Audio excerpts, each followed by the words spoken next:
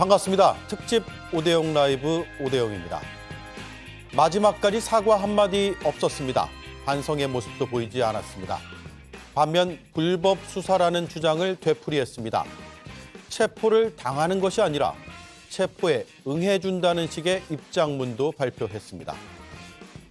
공수처는 48시간 총력전에 들어갔습니다. 200쪽 넘는 질문지도 준비했습니다. 내란 피의자 대통령은 진술을 거부하고 있다고 합니다. 국민의힘은 국격은 바닥으로 떨어졌다는 주장을 또 내놨습니다. 그런데 백악관에선 한국 정부와 시민의 헌법 준수를 높이 평가한다는 입장이 나왔습니다.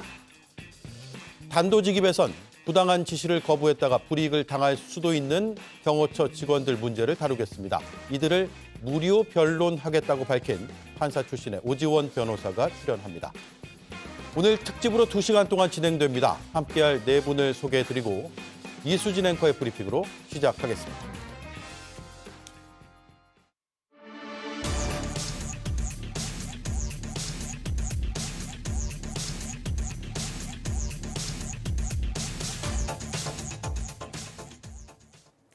오늘 새벽 5시 공수처는 관저 진입을 시도했습니다. 2시간 반 대치 끝에 공조보는 차벽을 넘어 내부로 진입했습니다.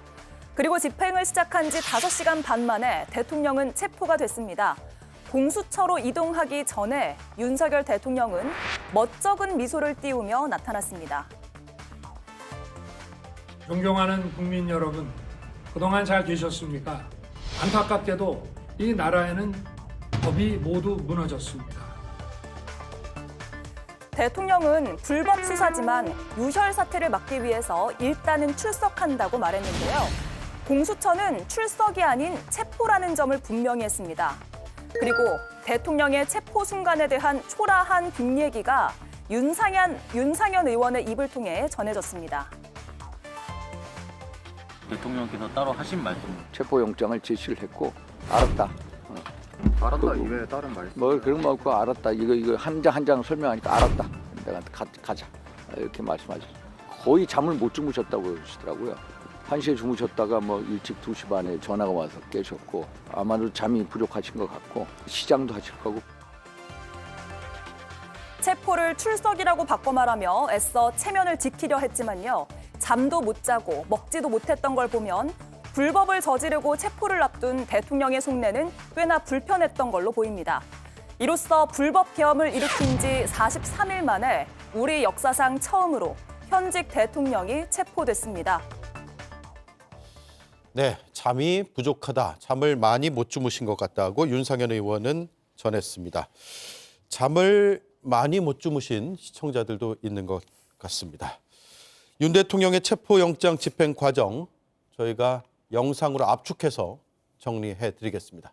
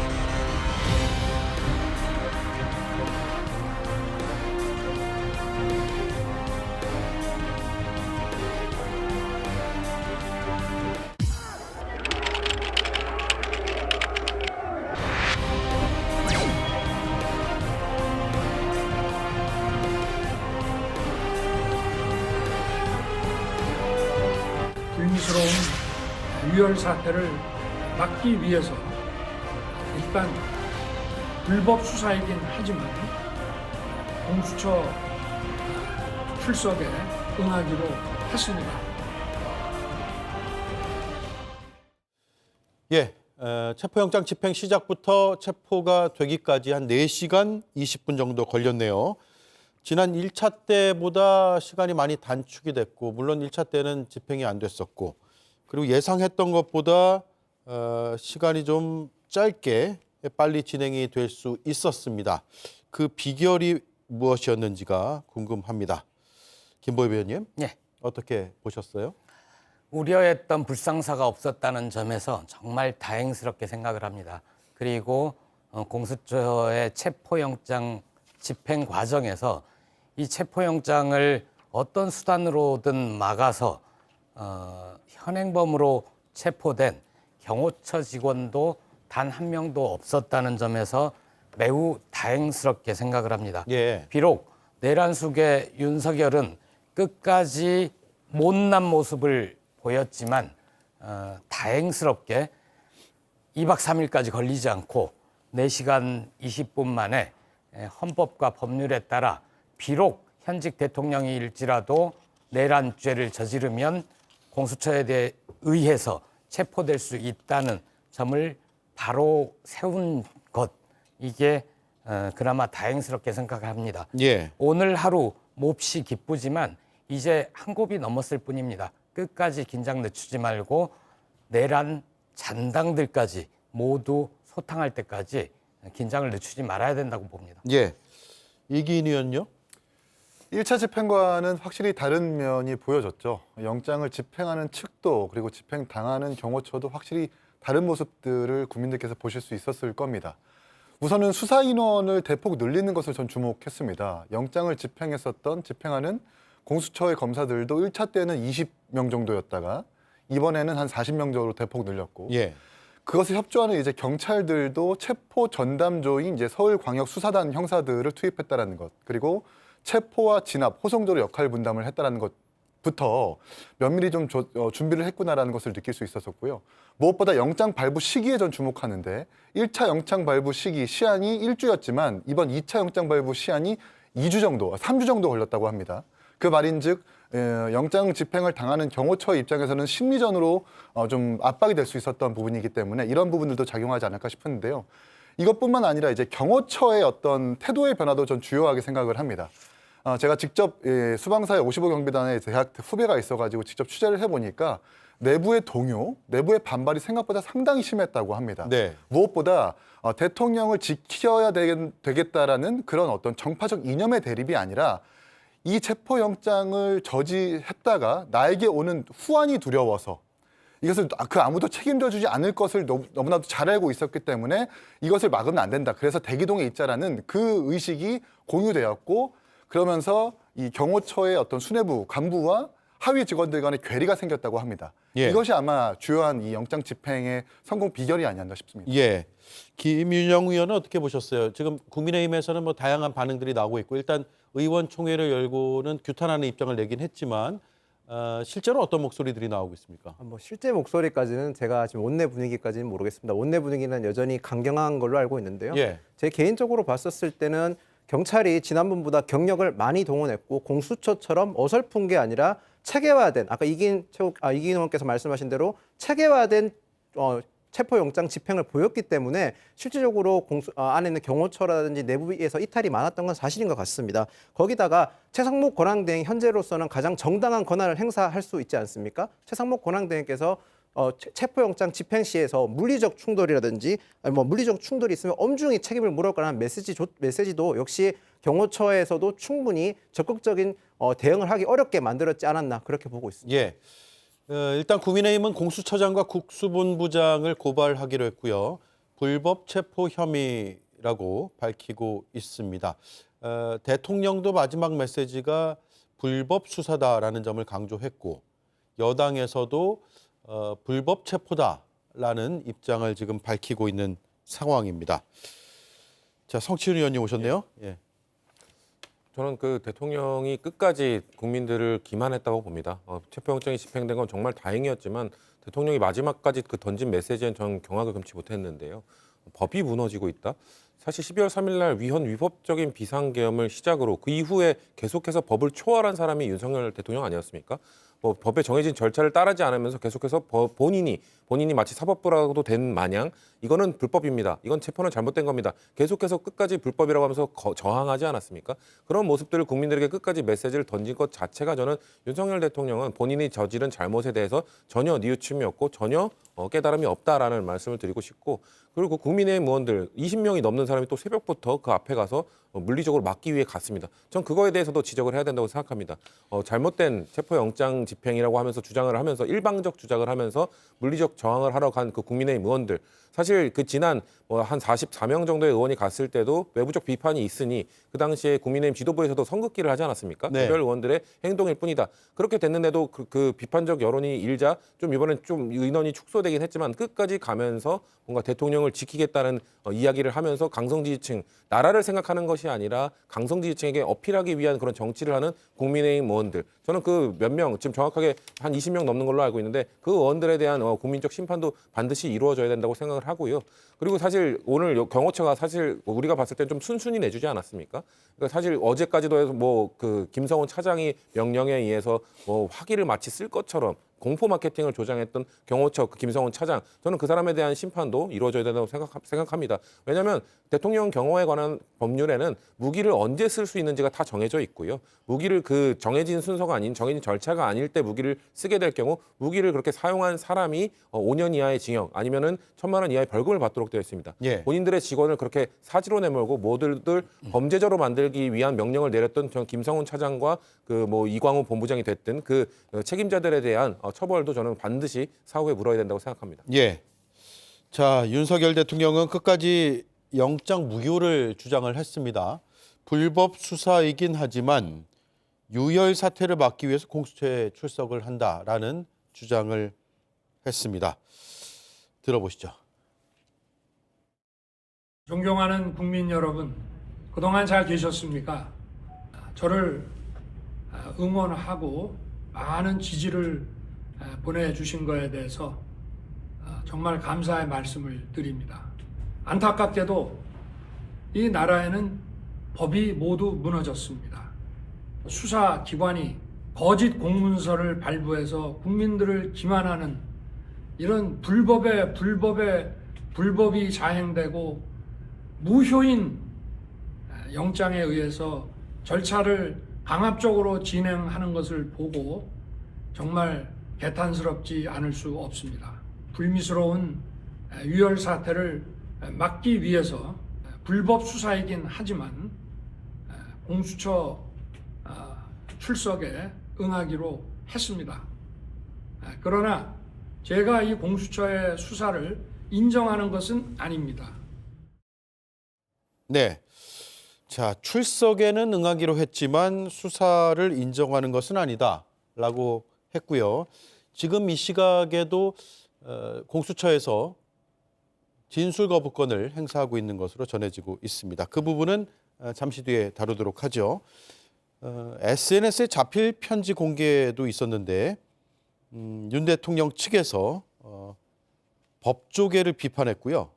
계엄은 범죄가 아니다라는 주장도 했습니다. 한번 보시죠. 자, 윤 대통령의 페이스북이고요.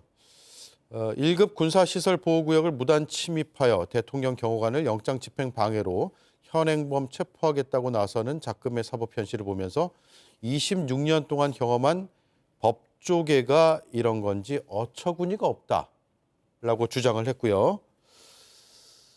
계엄은 범죄가 아니다. 국가 위기를 극복하기 위한 대통령의 권한 행사다라고 하면서 이 나라는 법이 모두 무너졌다라고 주장을 했습니다. 김보영 의원님. 네. 마지막 순간까지 참 못난 모습, 치졸한 모습을 보이는 것 같습니다. 저희 영상을 미리 준비한 것, 그리고 저 소셜미디어 글을 미리 준비한 것은 목적이 분명합니다. 지지자들, 그리고 자신을 대통령으로 어리석게도 속아서 대통령으로 밀어올린 국민의힘을 향하여 나를 버리지 말아달라, 날 돌아온다, 나를 지켜달라, 이 호소를 하고 있는 것 같습니다. 예. 모두 부질없는 거고요. 끝까지 거짓말과 핑계대기를 하고 있습니다. 오늘 이 자료에는 없지만 그 포고문 1호에 나온 모든 정치 행위를 금한다, 이거에 대해서 변호인을 통해서 어떤 입장을 냈냐면, 예전에 헌법이 바뀌기 이전 포고문을 참고하다 보니 미처 이런 실수를 발견하지 못했다. 김용현의 잘못이다. 예. 자기가 저지른 잘못을 끝까지 부하 참모들에게 미루는 못난 모습을 보이는 겁니다. 그냥 복사해서 갖다 붙였다라는 거잖아요. 그렇습니다. 지금이라도 내가 무엇을 잘못했는지 그것을 진지하게 반성을 하고 승복하는 모습을 보여줘야 후유증, 상처를 지울 수 있을 텐데 저 모습을 지켜본 국민들께서는 아마 저자는 처벌뿐만 아니라 아직도 과대망상과 편집증에서 깨어나지 못하는구나, 심각하구나, 치료가 필요하구나 이런 느낌을 가지실 겁니다. 저 안에서 충분히 민주공화국에 비록 윤석열은 총칼로 민주공화국을 무너뜨리려고 했지만 비록 내란 숙의 피의자라고 할지라도 윤석열이 충분히 자기 방어권을 행사하기를 바랍니다. 예. 자, 이긴 의원님. 네. 지금 계속 불법을 강조하고 있어요. 대통령의 메시지를 보면 수사기관 거짓 공문서 발부, 국민들을 기만하는 불법을 자행한다. 라고 해서 불법을 지금 반복하고 있는데 이게 체포 단계에서는 체포가 불법이다. 그리고 대면 조사 단계로 넘어갈 때가 되니까 그것도 불법이다라고 해서 계속 불법 프레임을 유지하고 있거든요. 이건 불복하겠다는 뜻으로 봐야 될까요? 그럼요. 망상이죠. 그러니까 이 세상 모든 지금 시스템과 논리가 야당과 헌법재판소가 서로 협의하고 획책하여서 자신을 가두려는 어떤 일종의 모함이고 음해이다라고 좀 생각하는 망상에 빠진 것 같습니다. 장문의 6필편지만 봐도 그렇습니다. 부정선거론을 세게 믿는 그 증거들도 명확하게 드러나고 있고 심지어 가짜 투표지까지 얘기하면서 가짜 투표지라는 것은 정말 극우 유튜버들 사이에서도 잘 쓰지 않는 용어이고 잘 다루지 않는 주제인데도 불구하고 가짜 투표지를 맹신하면서 이 나라의 민주주의가 무너졌다라고 하는 망상. 이 망상 속에 빠져 있으니까 모든 일들, 모든 사법체계와 헌법재판소에서 운영되고 있는 여러 가지 어떤 변론기이나 이런 것들 전부 다 불법으로 치부하고 모든 걸 부정하려는 그런 의도인 것 같고요. 무엇보다 내란이 아니라거나 이 어떤 불법 계엄이 아니다라는 내용적인 반박은 하지 않은 채 그냥 불법이라고 얘기하는 것은 아마도 예측컨대 그 내용적 반박은 하지 못하고 형식을 흔들어 가지고 그 혐의를 벗으려는 이른바 공수처에서 수사권이 없다라거나 특히 지금 논란, 그러니까 국민의힘에서 주장하고 있는 서부지법에서 발부한 영장은 무효다라는 그 똑같은 논리를 통해 가지고 자신의 혐의를 벗으려는 그런 망상 속 주장이 아닌가라고 생각을 합니다. 예. 이 의견에 대해서 혹시 반대 의견이 있으십니까? 그러니까 지금 서부지법에서 발부한 영장은 위법하다. 서울중앙지법의 청구해서 발부받는 것이 맞다라는 주장. 그러니까 대통령을 일단 수사하는 거지 않습니까? 예. 대통령을 수사함에 있어서 어찌 보면 절차적 정당성은 가장 중요한데 공수처법의 31조에 보면 공소 유지는 무조건 서부지법이 아니라 서울중앙지법이 하게 돼 있습니다. 그거를 만약에 서부지법에 할 것 같으면 정확하게 왜 서부지법에 요청했는지 공수처가 밝혀야 되는데 예. 그 점을 명확하게 밝히지 않은 점에 대해서 윤석열 대통령이 지적을 했다고 저는 봅니다. 예.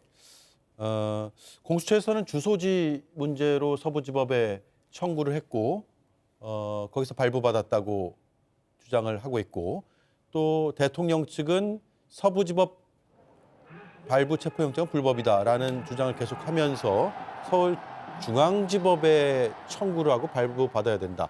이제 구속영장 청구 단계에서는 서울중앙지법에 해야 된다 이런 주장을 또 내세우고 있어서 계속 이 주장이 부딪힐 것 같아요. 그러니까 이제 정확하게 명확하게 구분이 되어야 되는 건 공소의 제기는 중앙지법.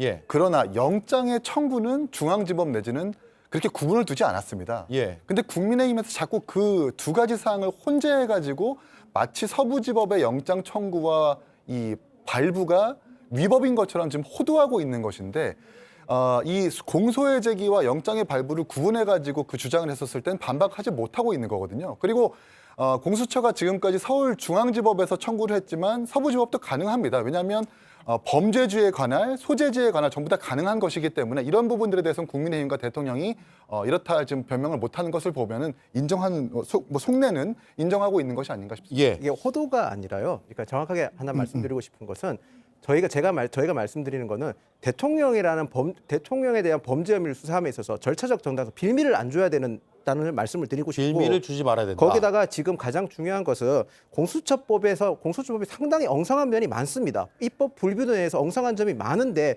그런 거에 통해서 지금 나오는 불비로 인해서 나타나는 이런 문제점들한테 빌미가 제공되는 거에 대해서는 최대한 없애고 가는 게 맞지 않느냐는 얘기입니다. 예. 그거가 빌미라는 거에 전 동의할 수 없고요. 그러니까 이게 위법적이 아닌 것을 자꾸 위법적이라고 주장하는 거 그게 잘못된 겁니다. 왜냐하면 예외 조항이 있어요. 말씀하신 대로 용산이라는 그 주거지에 의거해서 할 수 있는 것이고 저는 이 위법적이지 않은 거를 위법적이라고 주장하는 것도 심각하지만 더 심각한 문제는 판사의 성향을 문제로 지금 이의 제기를 하고 있거든요. 저는 이건 매우 심각한 문제입니다. 왜냐하면 서부지방법원의 그 서부지법의 영장 발부 판사가 지금 2명 있는데 두 번째 영장 발부는 다른 판사가 한 걸로 알고 있습니다. 네. 지금 2명의 판사가 전부 선택한 것임에도 불구하고 계속해서 이 판사의 뭐 우리 법 연구회 출신이다, 성향이 문제다. 이번에 또 헌법재판관 1명 기피 신청까지 하지 않았습니까? 그런 것도 성향을 들으면서 얘기했습니다. 이게 얼마나 심각한 문제냐면은 대한민국 사법부의 가장 중요한 것은 신뢰입니다. 국민들이 사법부는 중립적이고 항상 공정한 판단을 한다는 신뢰를 줘야 되는데 이제 성향에 따라서 다른 판단을 할 수 있다는 혼란을 심어주는 겁니다. 예. 그렇기 때문에 그러면은 앞으로 국민들이 서부지법에서 재판 받으려고 하겠습니까? 자기가 영장 청구가 됐을 때, 영장이 발부가 됐을 때 나도 서부지법에서 받은 영장은 인정하지 않는다. 대통령과 똑같이 나도 인정하지 않기 때문에 다른 데서 발부 받아달라. 이런 요구 없겠습니까? 법에 정해져 있지 않은 절차를 자꾸 주장하니까 국민들로 하여금 사법부에 대한 신뢰도 떨어뜨리고 사법 질서를 흐트러뜨리는 행위를 지금 대통령이 자행하고 있는 것이기 때문에 본인이 그런 행위하면서 법이 무너지고 있다는 말을 하는 것 자체가 저는 넌센스다라는 말씀 드리고 싶습니다. 예. 일단 물론 지금 간할 말씀하신 대로 법원에 대한 성향을 가지고 얘기하는 건 저도 적절하지 않다고 생각을 합니다. 제가 계속 말씀드리는 이유는 대통령이라는 범죄 혐의를 수사함에 있어서 만약에 조금이라도 절차적 하자가 있으며 추후에 나오는 결과에 대해서 국민의힘이나 또는 대통령을 지지하는 층에서 인정하지 않고 납득하지 않게 되면 결국에는 또 다른 갈등이 야기될 수 있다는 거죠. 수사를 했었으면 확실하게 아무런 절차상 아무 문제가 없어야만 추후에 이 모든 사건이 끝나고 났었을 때, 사안이 끝나고 났을 때 다시 한번 국민들이 봉합되는 거 아니겠습니까? 예. 그 점을 말씀드리는 아예 겁니다. 빌미를 조금이라도 줘서는 안 된다. 그렇게 했었어야 된다라는 말씀이고. 저는 다 지나간 얘기라고 생각합니다. 예. 왜냐하면 지금 국민의힘이 불법 체포, 불법 수사라고 주장을 한다고 해서 공수처가 저희가 불법을 저질렀군요, 내드리겠습니다 하고 풀어주지 않을 거거든요. 이 불법 체포했고 불법 수사를 했다는 걸 법원이 나중에 인정을 하면 법 판결로 결정이 나겠죠. 그래서 지금은 이 논란을 굳이 삼을 이유가 하나도 없다. 이미 윤석열 신병을 확보를 해서 예. 수사 중이고 구치소에 수감이 될 거고 구속영장 청구가 될 거고 구속영장 청구에 대해서 적부심 심사를 하지 않겠습니까? 그래서 그 모든 과정이 결국 재판부의 판결로 결정이 날 거다. 지금 불법 수사, 불법 체포 논란을 벌일 이유가 하나도 없다. 그렇게 예. 봅니다. 알겠습니다. 여기까지 하고요. 이 논란이란 표현을 제가 쓰는 이유는 대통령 측에서 계속해서 이 부분을 문제 제기할 것 같거든요. 기소 단계 또 재판 단계로 넘어가면서도 이건 불법 수사였다. 불법 기소였다. 그래서 불법 재판이다. 그 재판의 결과를 받아들일 수 없다라는 주장으로 이어질 수 있어서 지금 체포 단계에서 한번 따져보고 넘어가자는 취지였고요. 그리고 잠시 뒤에 또 판사 출신의 오지원 변호사가 단도직입에 출연하니까 판사 출신 법조인의 의견도 제가 한번 물어보도록 하죠. 자, 김윤영 의원님. 네. 어쨌든 지금 3차 저지선까지 뚫렸고 대통령의 체포가 임박한 단계에서 갑자기 유혈 사태 우려를 얘기하면서 체포영장에 일단 응하겠다라는 취지를 밝혔거든요. 그렇다면 유혈 사태가 우려된다라고 하면 그 이전에 그러니까 첫 번째 체포영장 집행 당시에 응했어야 되는 거 아닌가. 그러니까 진정성이 좀 떨어져 보이는 거 아니냐. 이런 생각도 들 수 있어요. 그러니까 저도 개인적으로 계속 방송에서 여러 차례 밝혔지만 저도 수사에 직접 응하시는 게 더 나았다고 생각을 합니다. 근데 대통령께서 입장문을 밝히신 걸 보면 대통령께서는 확실한 게 분명합니다. 이번 수사는 불법 수사고 불법 영장 집행 절차에 있어서 정당성이 부족했다는 점을 계속 강조하시는 걸로 봐서는 앞으로 계속 이걸 가지고 다툴 거라고 저는 예상을 합니다. 예. 물론 대통령께서 직접 수사영장에서 응하지 않았기 때문에 체포영장이 집행되었고 집행영장 되는 과정에서 왜 헌법재판소까지는 출석하지 않았냐는 지책도 받을 수 있을 거거든요. 근데 저는 드는 걱정이 만약에 체포영장을 집행하는 것에서 강제성이 만약에 두드러졌었으면 결국에는 지지자들이 또 흥분할 수도 있는 거고, 특히 어제 1차 헌재재판소를 출석하는 과정이었으면 체포영장이 집행 안 된 상황에서 당시 지지자들이 굉장히 예민한 상태였습니다. 공수처가 언제 체포영장을 집행할 수 있다라는 극도에 대한 공포도 있었고 극도로 예민한 상태이기 때문에 대통령이 헌재에 출석하는 과정에서 공수처와 또 지지자들 간의 충돌이 또 대규모로 있을 수도 있었기 때문에 대통령 입장에서는 그런 점까지 고려한 게 아닌가 저는 그렇게 생각합니다. 자, 그리고요, 김보엽 위원님, 예. 석동현 변호사가 유튜브에 나와서 시민들이 막아줬으면 하는 마음이 굴뚝 같다라는 말을 했거든요. 지금 대통령은 유혈 사태가 우려돼서 내가 이 불법 수사, 불법 체포지만 일단 응할 수밖에 없다라는 취지의 주장을 하고 있는데 대통령의 대변인을 자처하는 석동현 변호사는 시민들이 좀 나가서 막아주는 거를 대통령 쪽에서 원하고 있다라는 취지의 이야기를 하는 거죠. 저는 내란을 선동하는 행위라고 봅니다.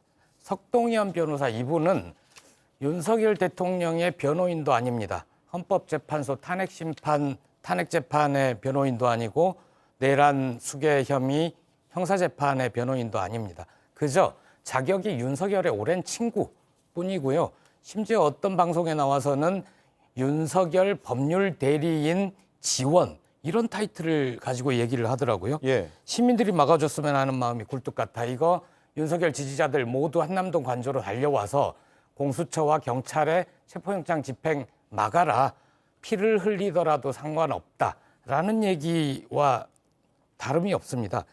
윤석열의 유혈 사태 우려 이 부분은 좀 결이 다른 것 같습니다. 지지자들을 향해서 하는 얘기라기보다는 여기서 유혈 사태라는 거는 체포영장 집행 과정에서 공수처, 경찰과 경호처 간의 유혈 사태를 우려했다라는 얘기를 하고 싶었던 것 같은데 그마저도 사실 거짓말이죠. 왜냐하면 더 이상 자기를 지켜줄 경호처 직원이 아무도 없다라는 판단이 들었을 때 겨우 체포영장 집행에 응하면서 마지막으로 거래 시도를 했다는 게 그거 아닙니까? 자진 출석. 자진 출석을 하면 나 조사받다가 집에 갈래? 그러면 갈 수도 있거든요. 예. 체포영장 집행 중에 자진 출석하겠다라는 게 말이 됩니까? 이거 선례가 되면 앞으로 모든 그 형사 피의자들 체포 직전에 저 자진 출석하겠습니다. 이렇게 할 수 있는 아주 나쁜 선례가 남을 수 있는데 공수처가 다행히 응하지 않고 받아주지 않고 체포영장을 집행한 점 다행스럽게 생각합니다. 예. 자, 석동현 변호사가 시민들이 관저 문 앞이나 입구에서 대통령 차량이 나가는 걸 막아주셨으면 하는 마음이 굴뚝 같다라고 이야기를 했는데 그 뒤에도 계속 페이스북도 올리고 입장들을 내고 있어요. 실제로 그래서 대통령의 지지자로 보이는 시민들이 지금은 이제 공수처 앞으로 집결을 한 상황이거든요. 다시 한번 현장 상황 보시죠. 네, 과천 공수처 앞입니다. 공수처 청사가 있는 과천 정부 청사 단지 쪽인데 한남동에 있던 지지자들, 집회 참가자들이 이쪽으로 상당수가 이동했다는 소식이 들리고 있거든요. 지금 과천으로 이 집회가 옮겨가고 있는 양상입니다. 그리고 일부는 대통령이 수감될 서울구치소 쪽으로 간다라는 이야기도 들리고 있어서 저희가 현장에서 취재를 하고 있습니다. 어쨌든 대통령 측에서 시민들이 막아줬으면 하는 마음이 굴뚝 같다라는 이런 발언들을 하면서 집회를 더 이제 부추기는 그리고 막아주기를 이라는 것은 그냥 평화로운 집회가 아니라 공권력을 물리적으로 막아달라라는 취지의 그런 행위들을 부추기는 듯한 그런 발언까지도 했다는 점을 좀 짚어드리고요. 김보엽 위원의 설명에 이어서 제가 좀 그래픽을 통해서 설명 이어가겠습니다. 체포영장 집행 과정을 다시 한번 보면은 7시 33분경에 1차 저지선을 통과를 합니다. 지금 화면에 나가고 있습니다. 사다리 타고 통과를 했죠. 그리고 7시 47분에 산책로를 우회해서 2차 저지선을 뚫고 들어갑니다. 그리고 8시 22분에 관저 앞에 철문이 있는데 이게 3차 저지선이거든요. 이 저지선도 뚫고 들어갑니다. 그러니까 1시간도 안 걸려서 1차, 2차, 3차가 다 뚫렸어요. 뚫리고 나니까 대통령 측에 석동현 변호사가 8시 40분에 메시지를 남깁니다. 자진 출석을 협의 중이다. 이 부분이 참 이해가 되지 않았어요. 그럼 지난번에도 그렇고 아니면 뭐 최근이라도 자진 출석을 할 수 있었다는 얘기인데 이렇게 수사기관이 체포를 하러 가서 체포가 임박한 상황에 대해서야 자진 출석을 협의 중이다. 실제로 협의했는지 안 했는지도 모르겠습니다. 어쨌든 자진 출석 의사가 있다는 점을 부각하는 메시지를 냈거든요. 이거 어떻게 봐야 됩니까?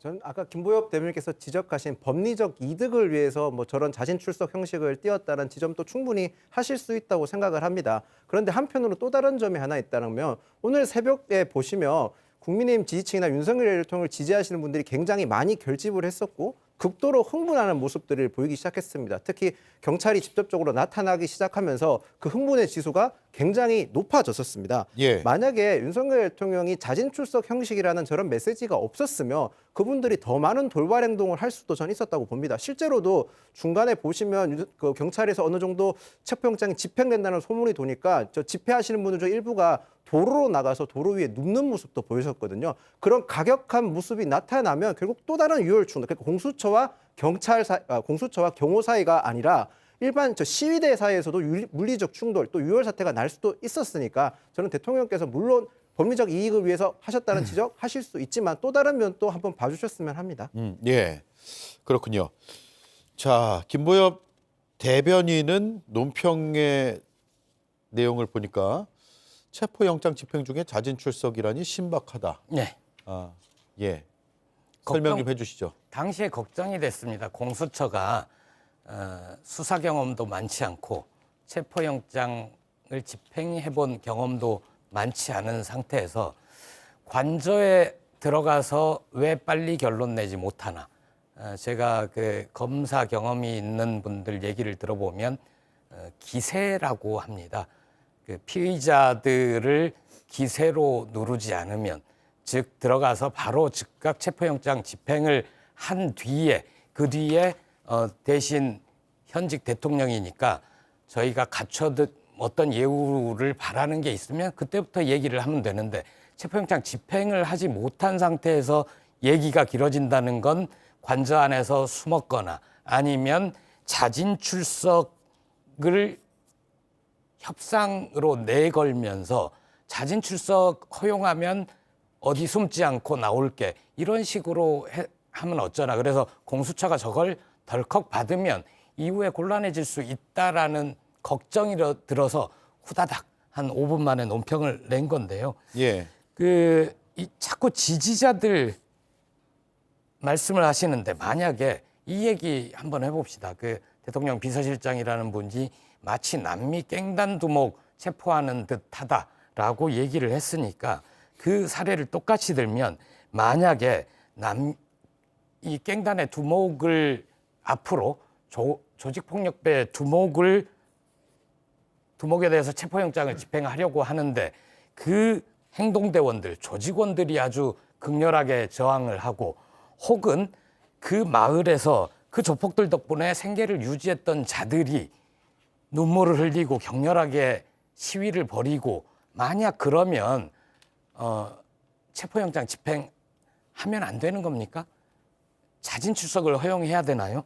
저는 법은 엄정하게 헌법에서는 누구에게도 특수계급을 허용하지 않고 있습니다. 모든 사람은 법 앞에 평등한 거고 대통령이 재임 중에 소추되지 않을 권리, 불소추 특권이 있지만 그거는 다른 범죄는 허용이 돼도 내란죄와 외환죄에 대해서는 허용하지 않고 있잖아요. 그 이유는 그 두 가지 죄를 저지를 경우에 민주공화국의 기반을 허물 수 있는 중대범죄이기 때문입니다. 예. 그런데 마치 경범죄를 잠깐 6시간짜리 살짝 위협을 주려고 했다? 이런 식으로 하면서 죄도 안 되는 걸 가지고 헌법에 있는 내 권리를 행사한 건데 뭐가 죄냐. 그러니까 당신들이 다 불법 수사고 다 불법 체포다라고 버티는 자기 죄를 받아들이지 않는 자를 체포를 하는데 자진 출석을 하게 하면 되겠습니까? 그건 안 되는 거죠. 체포영장을 집행을 해야 되는 거죠. 예. 이긴 위원 의견 한번 들어볼까요? 애초에 이제 체포영장이라는 것이 그 수사기관의 검소한 출석 요구에도 불응하고 수사 일절 협조하지 않고 도주의 우려나 증거의 인멸 혐의가 있을 때 발부되는 것이지 않습니까? 예. 그런데 지금 갑자기 체포영장까지 발부된 마당에 그리고 검찰과 국수본의 수차례 소환 조사에도 불응했었던 사람이 체포영장 목전에 다가오자마자 자진 출석이라고 갑자기 태도를 바꾼다. 이건 뭐 거의 엄마한테 혼난 금쪽이가 방문을 세게 닫았다가 바람이 닫았다고 얘기하는 그런 변명, 그 정도의 유치한 변명과 좀 똑같다고 생각을 하고요. 아마도 윤석열 대통령은 지금 정말 이 예상을 못했었던 것 같습니다. 본인과 소통하는 경호처의 고위 간부들은 경호처의 하위 직원들이 아주 촘촘하게 막을 거다. 체포영장 집행이 불가능하다라고 보고를 했겠지만 실제로 하위 직원들은 그렇게 생각하지 않았다는 것 아닙니까? 고위 간부와 하위 직원들의 괴리가 있었던 것인데 대통령 본인은 고위 간부와 소통을 하기 때문에 이런 현황을 보고받지 못하고 면밀하게 파악하지 못했던 것. 그러면서 정말 체포영장 집행을 저지할 것으로 예상을 했지만 그렇게 실상은 하지 못했다는 것을 예상하지 못했기 때문에 아마 이런 구질구질한 변명이 나오는 것이 아닐까 싶습니다. 예. 자, 1차 집행 때하고 경호처의 직원들의 모습이 상당히 달랐거든요. 이것도 한번 짚어보죠.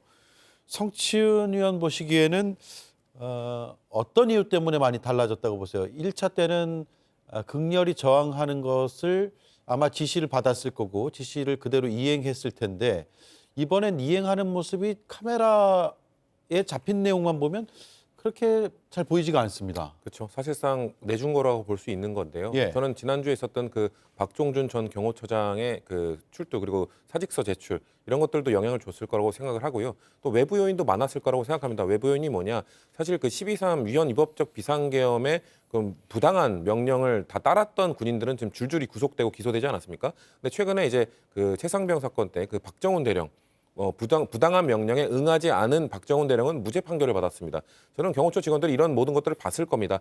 부당한 명령을 따르지 않은 사람은 법의 심판을 받지 않고 무죄 판결을 받았고 부당한 명령을 따른 사람들은 전부 줄줄이 구속되고 기소됐구나. 이런 모습들을 보면서 우리도 그렇다면은 우리가 봤을 때 이거엔 위법적 요소가 있는 것 같은데 그럼 우리도 따르지 않아도 되겠구나라는 생각을 했을 거라고 저는 믿고 있고요. 예. 그리고 지난주 일요일 날 그래서 박정준 전 경호처장이 사직서를 내고 사표가 수리된 이후에 일요일 날 부장급 이상의 회의가 있었다고 들려왔습니다. 그래서 3급, 4급 다 모여서 얘기를 했을 때 그 이광우 경호본부장 그리고 김신 가족부장을 제외한 모든 20명이 넘는 모든 부장급들이 우리는 이제 대우를 유지할 수 없다. 이 명령에 따를 수 없다라는 입장을 표명한 것으로 알고 있고 그들이 내세웠던 근거가 아니 지금 우리를 뭐 다 지켜주겠다고 하지만 사실상 뭐 메모드급 변호인단 그 사람들 전부 윤석열을 위한 변호인단 아니냐? 우리를 변호해주겠다는 사람들 아닌 걸로 알고 있다. 그리고 우리 직원들 모두 다 범죄자로 만들 생각이냐? 그렇기 때문에 우리는 거기에 동의할 수 없다. 그리고 지금 그 당시만 해도 이제 그 김성훈 차장, 그 명령을 내렸던 김성훈 차장에 대한 체포영장이 아직 발부되기 전이었는데요. 당신 체포영장 발부되면 사실상 우리에 대한 지휘권 없는 거다. 그렇기 때문에 사퇴하시는 게 맞다라는 주장도 나왔다고 합니다. 저는 그렇기 때문에 이런 일련의 사건들, 주변을 둘러싸고 있는 많은 사건들을 보면서 경호처 내부의 자정작용, 우리는 이걸 따르면 안 되겠구나라는 그런 자성의 목소리가 나왔기 때문에 오늘 집행 과정에 있어서 그들도 위의 명령, 아마 김성훈 차장은 끝까지 막으라고 했을 겁니다. 아니면 뭐 김신 가족부장이나 그 강경파에 속했던 사람들은 계속해서 명령을 내렸을 테지만 그거에 따르지 않아준 경호처 직원들이 있었기 때문에 수월한 체포영장 집행이 이루어졌다고 봅니다. 예. 사실 부당한 지시는 따르지 않는 것이 맞다라는 것이 판례로도 나와 있고요. 그래서 1차 집행 때 경호처가 저렇게 스크럼까지 짜면서 막는 것이 결국 그 직원들의 사법 처리 혹은 처벌로 이어질 텐데 어떻게 하려고 하느냐라는 비판들이 많이 일었습니다. 그리고 그 비판들이 그 경호처 직원들의 가족의 사연들로 좀 전해지면서 좀 다른 양상의 여론이 또 조성되기도 했죠. 그래서 가족들은 걱정을 많이 하고 이러다가 내 남편, 우리 아버지가 처벌받는 거 아니야? 라는 식의 우려와 걱정들이 많이 제기가 됐고 그러면서 여론도 일단 경호관들이 부당한 지시를 따르지 않았으면 좋겠다. 처벌받지 않았으면 좋겠다라는 쪽으로 많이 모였던 것 같습니다. 그런 여론도 한 몫을 한 것 같아요. 그렇습니다. 그 12월 3일 비상계엄 선포 당시에도 그 군인들, 제복 입은 군인들의 소소한 저항, 정의로운 태업 있었다고 말씀드렸지 않습니까? 군인들의 흔들리는 눈빛, 주저하는 몸짓 이런 데서 아, 저 사람들은 제복 입은 시민들이다. 그러니까 이런 부당한 비상계엄 명령에 무장하지 않은 시민들을 상대로 폭력을 행사할 수 없다. 거기에서 주저하는 마음이 있었던 겁니다. 이번에 경호관들도 마찬가지입니다. 경호처 직원들은 문무를 겸비한 엘리트들입니다. 굉장히 공부도 잘해야 되고 무술도 잘해야 되는 건데 예. 경호 대상자가 끊임없이 내가 저런 사람을 경호해야 되는가라는 의심이 들게끔 하는 행위들이 많았죠. 여러 보도에서 확인되듯이 생일잔치 때 무술쇼를 해야 된다거나 반려견에 뭘 선물을 줘야 된다거나 가장 어제 나온 게 이제 무술 경호관들에게 윤석열이 술 취하면 안마를 시켰다는 거 아닙니까? 그 안마를 하고 나서 경호관들이 몹시 인간적인 모멸감을 느껴서 김용현에게 우리가 이런 것까지 해야 되느냐, 예. 이런 거는 못하게 당신이 말려야 되는 거 아니냐라고 했더니 김용현이 했다는 말이 가관입니다. VIP 몸에 손을 댈 수 있는 영광이라는 표현을 쓰면서 더욱더 경호관들을 모멸스러운 처지로 몰았고 대신에 해준 게 해외 순방 갈 때 너 데리고 갈게 이런 식으로 보상을 하면서 경호관들에게 이 경호 대상자들을 경호해야 되는가라는 의심이 들게끔 만들었고 지금 남아있는 사람들, 강경파들, 김성훈, 이광우 이런 사람들이 경호관 내에서 평가가 좋은 사람들이 아닙니다. 저 사람들이 우리의 대장을 할 만한 사람이 아닌데 김건희, 김용현 그 라인을 잘 타서 쭉쭉 승진해서 우리 위에 있네. 저 사람들 말 듣고 내가 함부로 행동했다가 내가 처벌을 받게 되면 어떻게 하나 고민에 빠졌을 겁니다. 예. 그러다 보니 오늘 경호관들이 단 한 명도 현행범으로 체포된 사람이 없지 않습니까? 이 사람들 대기 공간에 머물고 오히려 경찰에게 길을 안내해 주기도 했다고 합니다. 아주 잘한 겁니다. 예. 자, 말씀 중에 언급한 경향신문 보도는 어제 보도 내용이죠? 예. 김용현 경호처장 시절에 대통령 안마에 경호처 직원들이 동원이 됐다라는 내용이고 그리고 직원들이 자괴감과 괴로움을 토로했다. 그러자 김용현 경호처장은 대통령 몸에 손대는 건 영광이다. 이런 발언을 했다라고 경호처 내부에서 나오는 그런 제보들을 바탕으로 경향신문이 보도한 내용이고 그 뒤에는 다른 팩트 반박이 없었기 때문에 일단 말씀하신 내용을 제가 추가로 해서 전해드리고 혹시라도 반박이 나오면 또 전해드리도록 하죠. 자, 그리고 경호처의 직원들이 오늘 아예 한남동으로 안 가는 직원도 있고 휴가를 낸 직원도 있다라고 하더라고요. 경호처 직원들이 아마 고민이 굉장히 많았을 겁니다.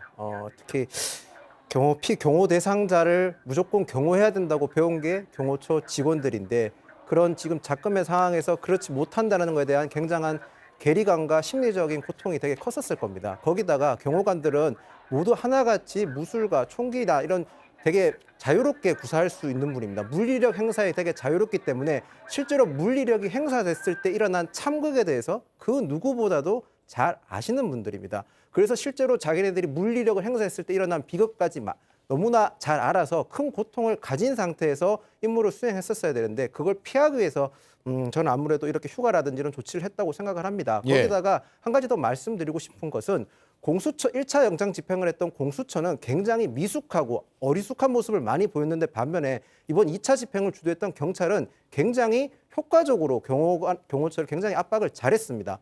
대규모 경력을 동원할 것을 예고하면서 동시에 집행 일자를 천천히 함으로써 내부 동요를 일으키기도 했고요. 동시에 적극적으로 협조하는 직원에 대해서는 법적 처벌하지 않겠다는 유화책도 냈습니다. 예. 1차 집회 때 공수처는 강대강 얘기만 언급했기 때문에 결국에는 집행에 제대로 못했고 그 경호처나 극명한 저항에 맞닥뜨렸지 않습니까? 그런 점에서 경찰이 굉장히 잘했고 경호처 입장에서는 거기다가 55경비단과 101경비단이 이탈하면서 실질적으로 인원 동원 자체가 무리가 있었기 때문에 경호처에서는 아무래도 쉽게 물러난 게 아닌가 그렇게 봅니다. 예.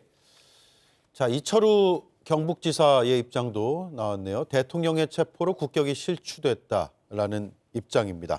국격이 실추됐다는 건 사실 오늘 국민의힘의 지도부에서도 나온 입장이고 그동안 계속해서 그런 주장들을 내놓고 있는데 국제사회는 어떻게 보고 있는 것인가를 잠시 뒤에 다루도록 하겠습니다. 잠깐만 말씀드리면 제가 프로그램 시작하면서도 말씀드렸는데 백악관에서는 국가안전보장회의 대변인 명의 성명이 나왔거든요. 한국 국민을 확고히 지지하고 헌법 준수 노력에 감사한다 라면서 오늘 체포 이후에 이 한국의 지금 상황, 헌법 준수 상황과 법치 상황을 높이 평가하는 입장이 나왔다는 것 말씀을 드리겠습니다. 백악관 외에 다른 국제사회에서 한국의 국격이 추락됐다라고 평가하는 곳이 있는지는 저희가 한번 쭉 찾아보도록 하겠습니다. 그리고 이 시각 공수처 앞에 영상을 다시 한번 보여주시죠. 네, 광장에서는 역시나 대통령 체포를 규탄하는 대통령 지지 집회가 나오고 있습니다. 아이러니하게도 속보 자막으로는 백악관의 입장을 저희가 내보내고 있는데 화면에는 성조기도 곳곳에서 보이는 것 같습니다. 네, 여기까지 하죠. 이수진 앵커가 다음 이슈 브리핑하겠습니다. 부처장하고 대통령이 뭐 티타임을 한다거나 그런 건 없습니다. 금요일부터 진행되는 조사에서 아마 제 생각에는 아마 진술을 안 하실 것 같습니다. 박근혜 전 대통령 때와는 달리 윤석열 대통령은 티타임도 하지 않았다고 합니다. 최대한 특별 대우는 하지 않겠다는 뜻을 공수처가 내비친 건데요. 윤석열 대통령은 계속해서 묵비권을 행사하고 있는 걸로 전해졌습니다.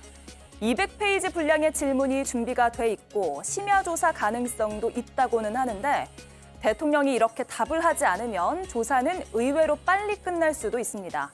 조사가 끝나면 대통령은 서울구치소에 구금될 예정입니다. 오늘 적용된 체포영장의 시한은 48시간인데요. 오늘 오전 10시 33분에 체포가 되었으니까 금요일 오전 10시 33분까지 유효한 겁니다. 그럼 내일 하루 정도는 더 조사가 진행될 가능성이 높습니다. 공조보는 체포영장 시한이 끝나기 전에 구속영장을 청구할 것으로 관측이 되고 있습니다. 네, 김보엽 위원님 정리를 좀 해주시죠. 지금 48시간이라는 체포 시한이 있거든요. 예. 10시 33분에 체포한 걸로 기록이 되고 있죠.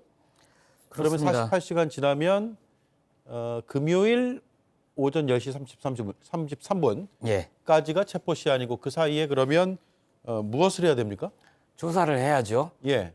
공수처에서 200쪽 분량의 질문서를 만들어놨다고 하지 않습니까? 그 200쪽을 읽는데도 몇 시간이 걸립니다.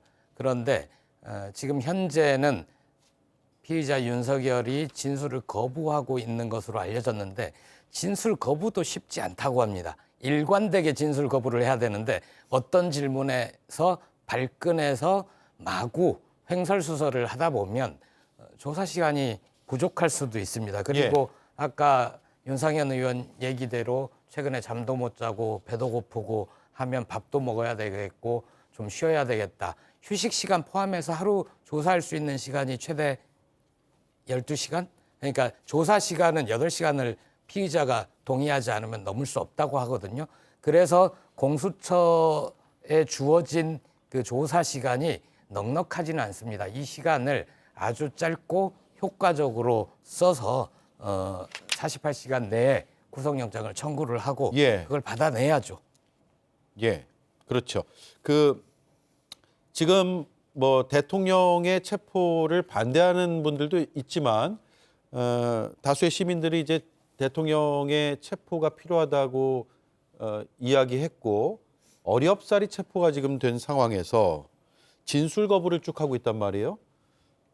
그렇게 48시간이 지나가 버리면 어떻게 되는 것인가에 대한 우려 이런 것들이 나올 수도 있기 때문에 제가 질문을 드렸고 일단 구속영장을 그 전에 청구할 가능성이 높다라고 보시는 거네요. 이긴 의원님. 네. 질문지 분량이 200쪽이 넘는다가 지금 공수처에서 설명하고 있는 내용이고 대면 조사를 하고 있으나 진술 거부권을 행사하고 있는 것으로 안다라는 것도 공수처에서 하고 있는 설명입니다.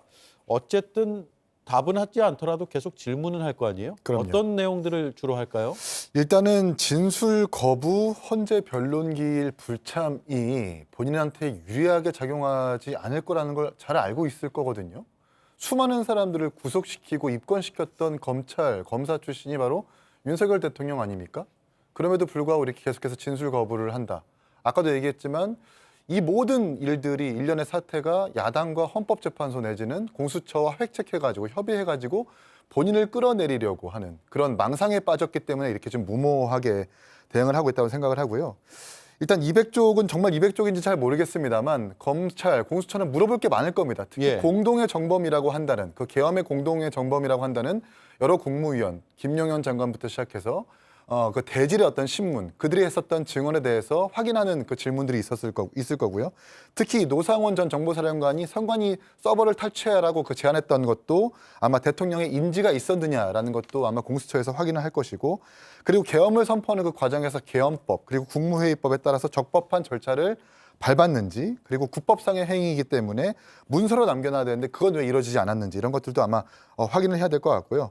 무엇보다 전 국민들을 놀라게 했었던 포고령, 뭐 의사들을 처단한다든지 아니면 B1 벙커에 정치인들을 가둬둬야 된다든지 이런 것들에 대해서 최종 수정 검토를 했었던 주체가 대통령으로 지금 보도가 됐는데 정말 그것이 맞는지 등등 이 계엄에 있어서 불법 내란에 있어서 총 과정을 아마 공수처가 물어볼 것으로 보입니다. 예. 자, 어쨌든 대통령 측은 공수처 수사가 불법이다. 앞서 우리가 계속 얘기했던 그 부분을 주장하고 있고 할 것이고, 진술 거부권을 이틀 동안 행사한다면 조사가 제대로 마무리가 될 것이냐, 이 부분이 궁금하거든요. 저는 48시간 동안은 좀 버틸 가능성이 높다고 보지만 이제 구속 수사로 이어지게 되면은 계속해서 묵비권 행사를 하진 않을 것이라고 봅니다. 왜냐하면 지금 내란죄 혐의 공동 정범으로 지목받고 있는 중요 임무 종사자들에 대한 수사 재판은 벌써 시작됐고 증거들이 속속 다 나오고 있습니다. 그런 상황에서 지금 대통령 측은 그 중요 임무 종사자들이 말하는 게 다 거짓말이다라고만 주장을 하고 있지만 사실 이런 상황에서 중요 임무 종사자들의 증언 갖고 그러면은 이제 판단을 하면 되는 것이거든요. 그리고 그 김용현 전 장관의 공소장에만 봐도 대통령 마치 윤석열 대통령에 대한 공소장처럼 윤석열 대통령 이름이 계속 나옵니다. 그런 것처럼 이미 검찰은 윤석열 대통령과 관련된 자료들, 증거들 이런 것들을 다 충분히 확보한 상황이기 때문에 아마 윤석열 대통령에게는 최종 확인, 물어보는 이런 절차를 거치는 것이기 때문에 그 이후에 저는 뭐 기소나 구속 수사와 기소가 이어지는 데는 문제가 없을 거라고 보고요. 윤석열 대통령 지금 계속해서 오늘도 뭐 자필 편지로 계엄은 정당했다라고 주장하고 있지 않습니까? 그럼 얘기하면 됩니다. 계엄이 왜 정당한지, 본인이 한 계엄이 뭐 때문에 한 것인지 주장하면 되죠. 그거에 대해서 계속 그냥 묵비권만 행사한다고 해서 본인의 죄가 감춰지지 않는 것이라고 본인도 잘 알 거라고 생각하고요. 그래서 본인의 방어권을 행사하고 싶으면 적극적으로 본인의 주장, 그래서 계엄을 대체 어떤 식으로 찬성을, 정당성을 주장할지는 저도 궁금합니다만 그런 이야기에 대해서 앞으로 계속 그냥 수사기관에 털어놓는 것이 난 맞지, 지금 묵비권을 행사한다고 해서 본인에 대한 뭐 기소나 이런 것들이 이루어지지 않을 거라고 생각한다면 정말 참 순진한 분이다라고 말씀드릴 수 있겠습니다. 예. 윤석열 대통령 입장은 일관된 부분 중에 하나가 공수처는 내란죄에 대한 수사권이 없다는 겁니다. 그렇기 때문에 묵비권 행사될 거라는 건 이미 다 모두가 예측할 수 있었던 부분입니다. 피해자의 진술 거부권은 정당한 권리이기 때문에 공수처가 이런 정당한 권리 행사에 대해서 어떻게 수사 영향을 통해서 밝혀내는 건 공수처의 역할입니다. 그런데 지금 현재 내란 수사 관련돼 가지고는 경찰이 이미 8할 이상 수사를 했고 검찰에서 관련자들이 기소했었습니다. 공수처의 수사 영향에 대해서는 의문을 제기할 수밖에 없는 상황이고 현재까지 공수처가 보여준 거는 체포영장을 집행했다는 것뿐인데 과연 공수처가 제대로 된 수사 결과를 보여줄 수 있을지에 대해서는 더 지켜봐야 될 부분인 것 같습니다. 예, 그동안 비상계엄 선포의 경위가 무엇이었는지, 그리고 주요 인물 체포를 지시했는지, 국회 무력화 시도를 누가 어떻게 지시했는지, 뭐 이런 것들을 검찰 수사에서는 어느 정도 수사가 돼 있고, 사령관들이 다 기소가 돼 있어요. 구속 상태에서. 선관위 장악 시도도 마찬가지고, 그리고 제2의 비상계엄을 모의했는지 여부까지도 지금 수사가 되고 있는 상황이기 때문에 고위공직자 범죄수사처에서는 이런 검찰의 수사와는 별개로 또 대통령을 대상으로 한 수사를 지금 벌이고 있고, 저런 부분들을 얼마나 진술을 받아낼지는 굉장히 중요한 부분이 되겠습니다만은, 이미 상당 부분 다른 공범 혐의자들 입에서 사실관계가 좀 드러난 거 아니에요? 네, 국민의힘 쪽에서는 계속 공수처를 공격을 하고 싶은 것 같습니다. 실력 없다, 수사권 없다.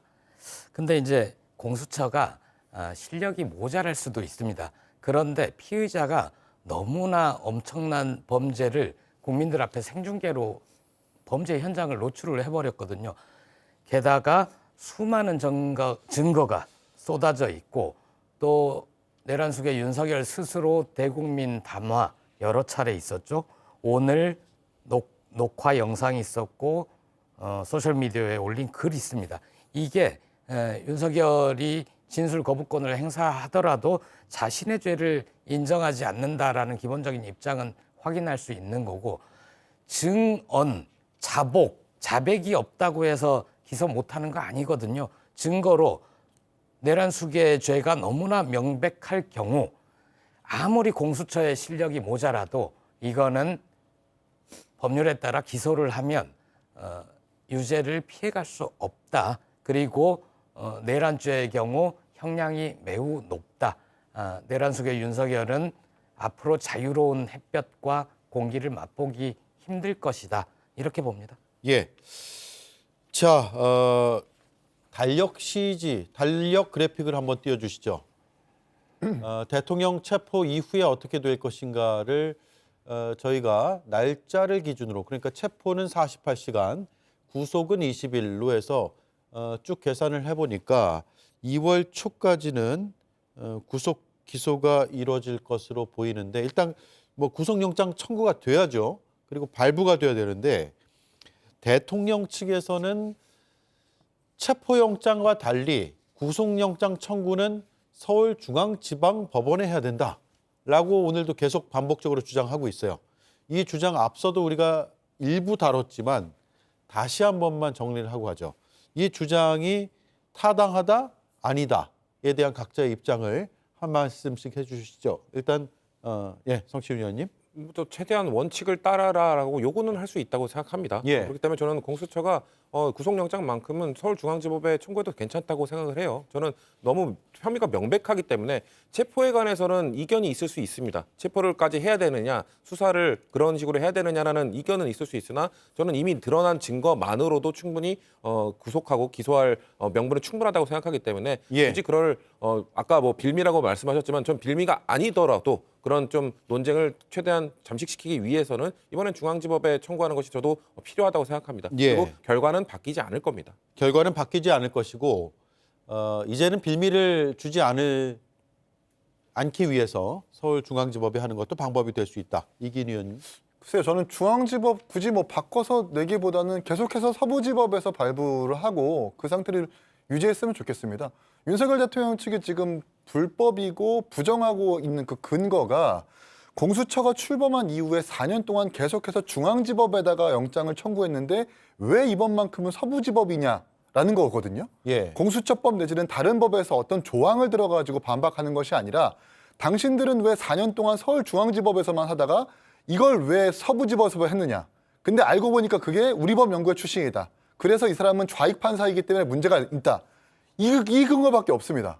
다른 법조항을 구체적으로 들어가지고 반박하지 않고 그 사람의 성향을 들어가지고 반박하는 건데 굳이 이런 부분들을 들어줄 이유가 없거든요. 그냥 계속해서 서부지법에서 영장 발부 관할하고 지속 상태를 유지하는 것이 그나마 체포와 구속에 대한 불확실성을 줄일 수 있는 방법이기 때문에 굳이 그런 리스크를 지지 않아도 된다. 저는 이렇게 그것이 생각을 합니다. 오히려 또 빌미를 줄 수 있다는 그렇습니다. 생각도 드네요. 김윤영 의원 생각 어떠세요? 말씀하신 것 중에서 공수처법 31조의 간할법, 공소를 간할하는 건 서울중앙지법으로 돼 있습니다. 그 점을 지적하고 싶고요. 그리고 만약에 말씀하신 대로 절차적 정당성을 지키지 않았을 때 추후에 지금 형사소송법 같은 경우에는 절차적 정당성이 안 지켜지면 수집된 증거나 증언이 위법돼서 조각될 수도 있습니다. 그렇게 되면 나중에 그 후폭풍을 어떻게 감당할 겁니까? 결과가 나왔는데 증거나 증언이 위법성이 절차적 정당성이 안 지켜져서 위법성으로 인해서 이게 조각됐을 때 이렇게 나는 혼란 어떻게 감당할 거냐는 거죠. 예. 저희가 지금 당장에 직면한 문제뿐만 아니라 이 사건이 끝나고 나서의 문제도 지적을 해야 된다고 저는 생각을 하고요. 예. 지금 보시다시피 나라가 지금 쪼개져 있는 상황 아닙니까? 절차적 정당성을 안 지킨 거 나서 추후에 저런 분들 설득을 못 합니다. 그래서 지금이라도 조금 더 천천히 정확하게 하나하나 아까 제가 빌미라고 표현했는데요. 빌미가 아니라고 하실 수도 있겠지만 최소한이라도 절차적 정당성을 다 지키는 게 저는 맞다고 생각을 합니다. 예. 자, 절차적 정당성을 지키지 않아서 혹시 윤석열이 체포 상태에서 풀려날까 걱정하시는 건가요? 그게 아니라요. 예. 저희가 이 사태를 내서 갈등이 이 사태가 모든 게 어떤 방향으로도 끝날 거 아닙니까? 결론이 나게 됐을 때 국가가 저희가 나아가야 되는 국가의 안정이지 않습니까? 알겠습니다. 그 제가 국가 말씀드리겠습니다. 흠결을 남기지 말자라는 예. 말씀이네요. 저는 그 앞으로 체포 구속될 중대 범죄자들이 윤석열 매뉴얼을 만들어서 윤석열 따라하기를 할 것 같습니다. 그래서 수사기관은 내 맘대로 고를 거야. 쇼핑하듯이 고르고 판사도 내가 내 성향에 나한테 유리한 판사로 할 수 있는 방법들, 기피 신청 계속하고 저 사람은 성향이 이상하니까 저 사람은 인척관계로 어떻게 됐으니까 이게 매뉴얼로 만들어져서 중대범죄자들이 공유를 하지 않을까 싶습니다. 수사권, 기소권 논란 단 한 방에 불식시키는 방법이 있습니다. 내란 특검 하면 됩니다. 그거 왜 안 되고 있습니까? 국회에서 압도적인 표 차이로 통과가 됐는데도 한덕수 대행이 한 차례 거부권을 행사하더니 또 최상목 대행이 또 거부권을 행사해요. 이제는 국민의힘이 야권의 내란 특검은 안 되니까 우리가 특검법을 만들겠다. 비상계엄 특검법 만들겠다 하면서 외환죄는 수사하면 안 되고 수사기관과 수사 인력 수도 대폭 줄여서 니네 하고 싶으면 특검 시작하고 싶으면 국민의힘 동의하는 걸로 해야 될 걸 이런 식의 어거지를 쓰고 있습니다. 저는 수사권, 기소권 이 모든 논란 무슨 법이 어디가 미비하네 그 얘기 들을 때마다 저는 그 생각이 납니다. 김건희 처벌 조항이 없어서 불기소 처분했다. 그게 자꾸 생각이 나는데 예. 이 모든 논란 한 방에 정리하도록 내란 특검 합시다. 예. 자, 이 시각 공수처 앞에 집회 참가 인원은 확실히 더 늘었습니다. 앞서 양쪽에 경찰 차벽이 있었고요. 가운데는 다 비어 있었거든요.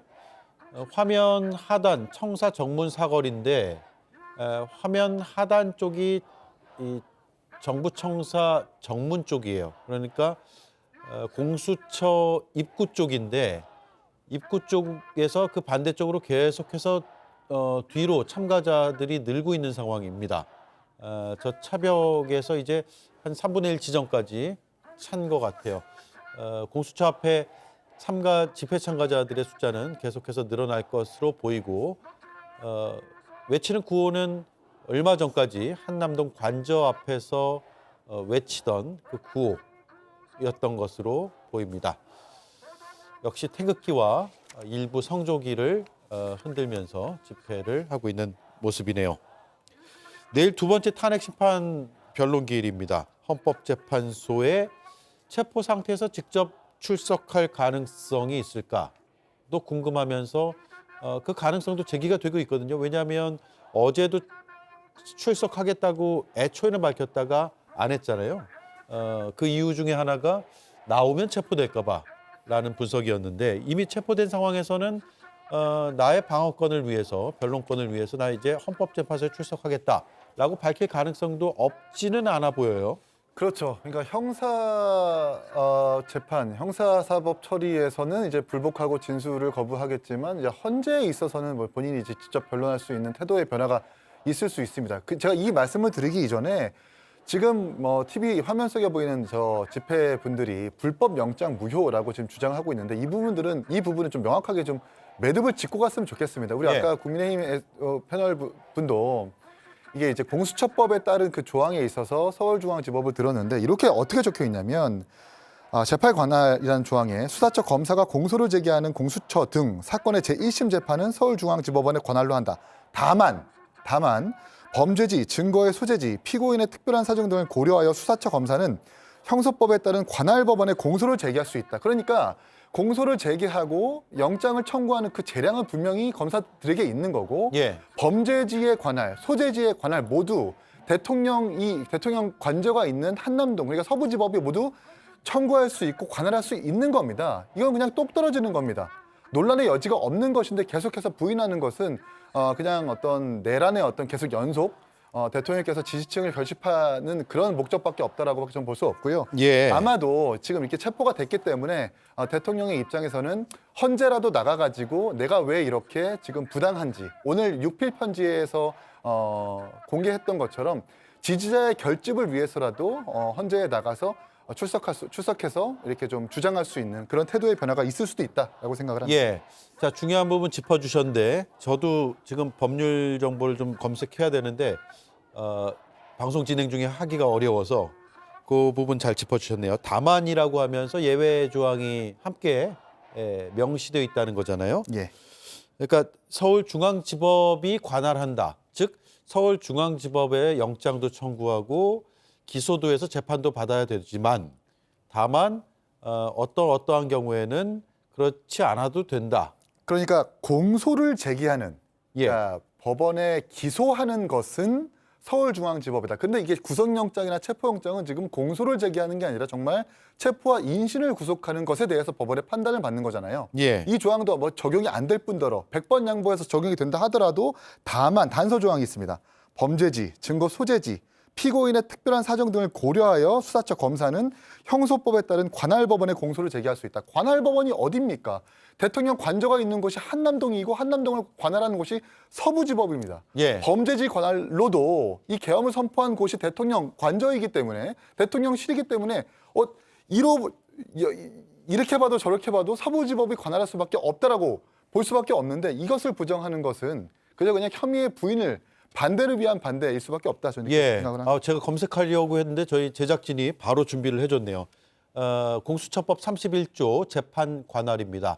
공수처 사건의 1심 재판은 서울중앙지법의 관할이지만 다만 범죄지, 피고인의 특별한 사정 등을 고려해 형사소송법에 따른 관할 법원에도 공소 제기가 가능하다라고 돼 있습니다. 그러니까 이건 기소할 때도 가능하기 때문에 영장 청구는 더더욱이나 가능하다라고 해석할 수 있는 부분이 있고요.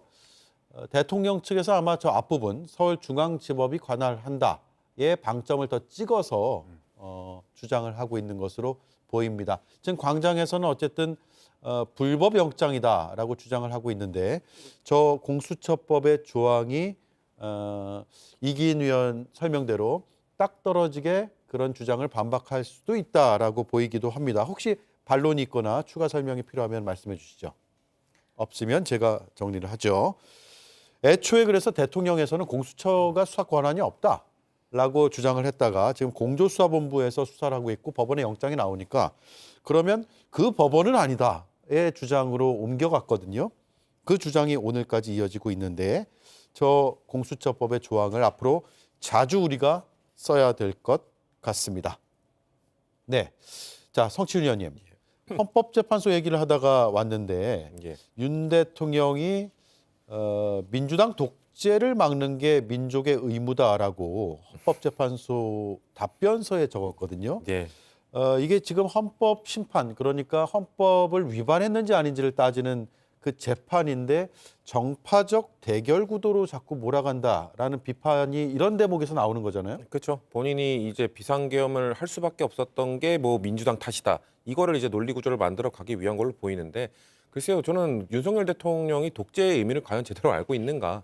독재라고 하면은 뭐 흔히들 말하는 삼부 요인이라고 하는 입법 권력, 행정 권력, 사법 권력 이 세 가지를 모두가 한 명이 다 그 군림하는 그런 것을 우리는 독재라고 하는데 예. 윤석열 대통령은 오히려 본인이 그 독재를 못 하니까 민주당이 그걸 막으니까 그거에 대해서 그 비상계엄까지 갔던 것 아닙니까? 민주당이 지금 뭐 입법 권력을 갖고 있기 때문에 입법부의 다수당이기 때문에 뭐 입법 폭주를 했다 뭐 이런 비판들을 하시는데 민주당이 한 게 뭡니까? 김건희 특검법, 그 최상병 특검법 다 뭔가 그 윤석열 대통령이 장악하고자 했던 그리고 국가 권력을 동원해서 막고자 했던 것들을 그걸 넘어서는 방법이 특검밖에 없으니까 특검을 통해서 어떻게든 김건희 여사에 대한 이 방탄을 제거하자라는 목적을 갖고 입법을 한 것이 그게 입법 독주입니까? 그리고 그 검사들에 대한 탄핵이요.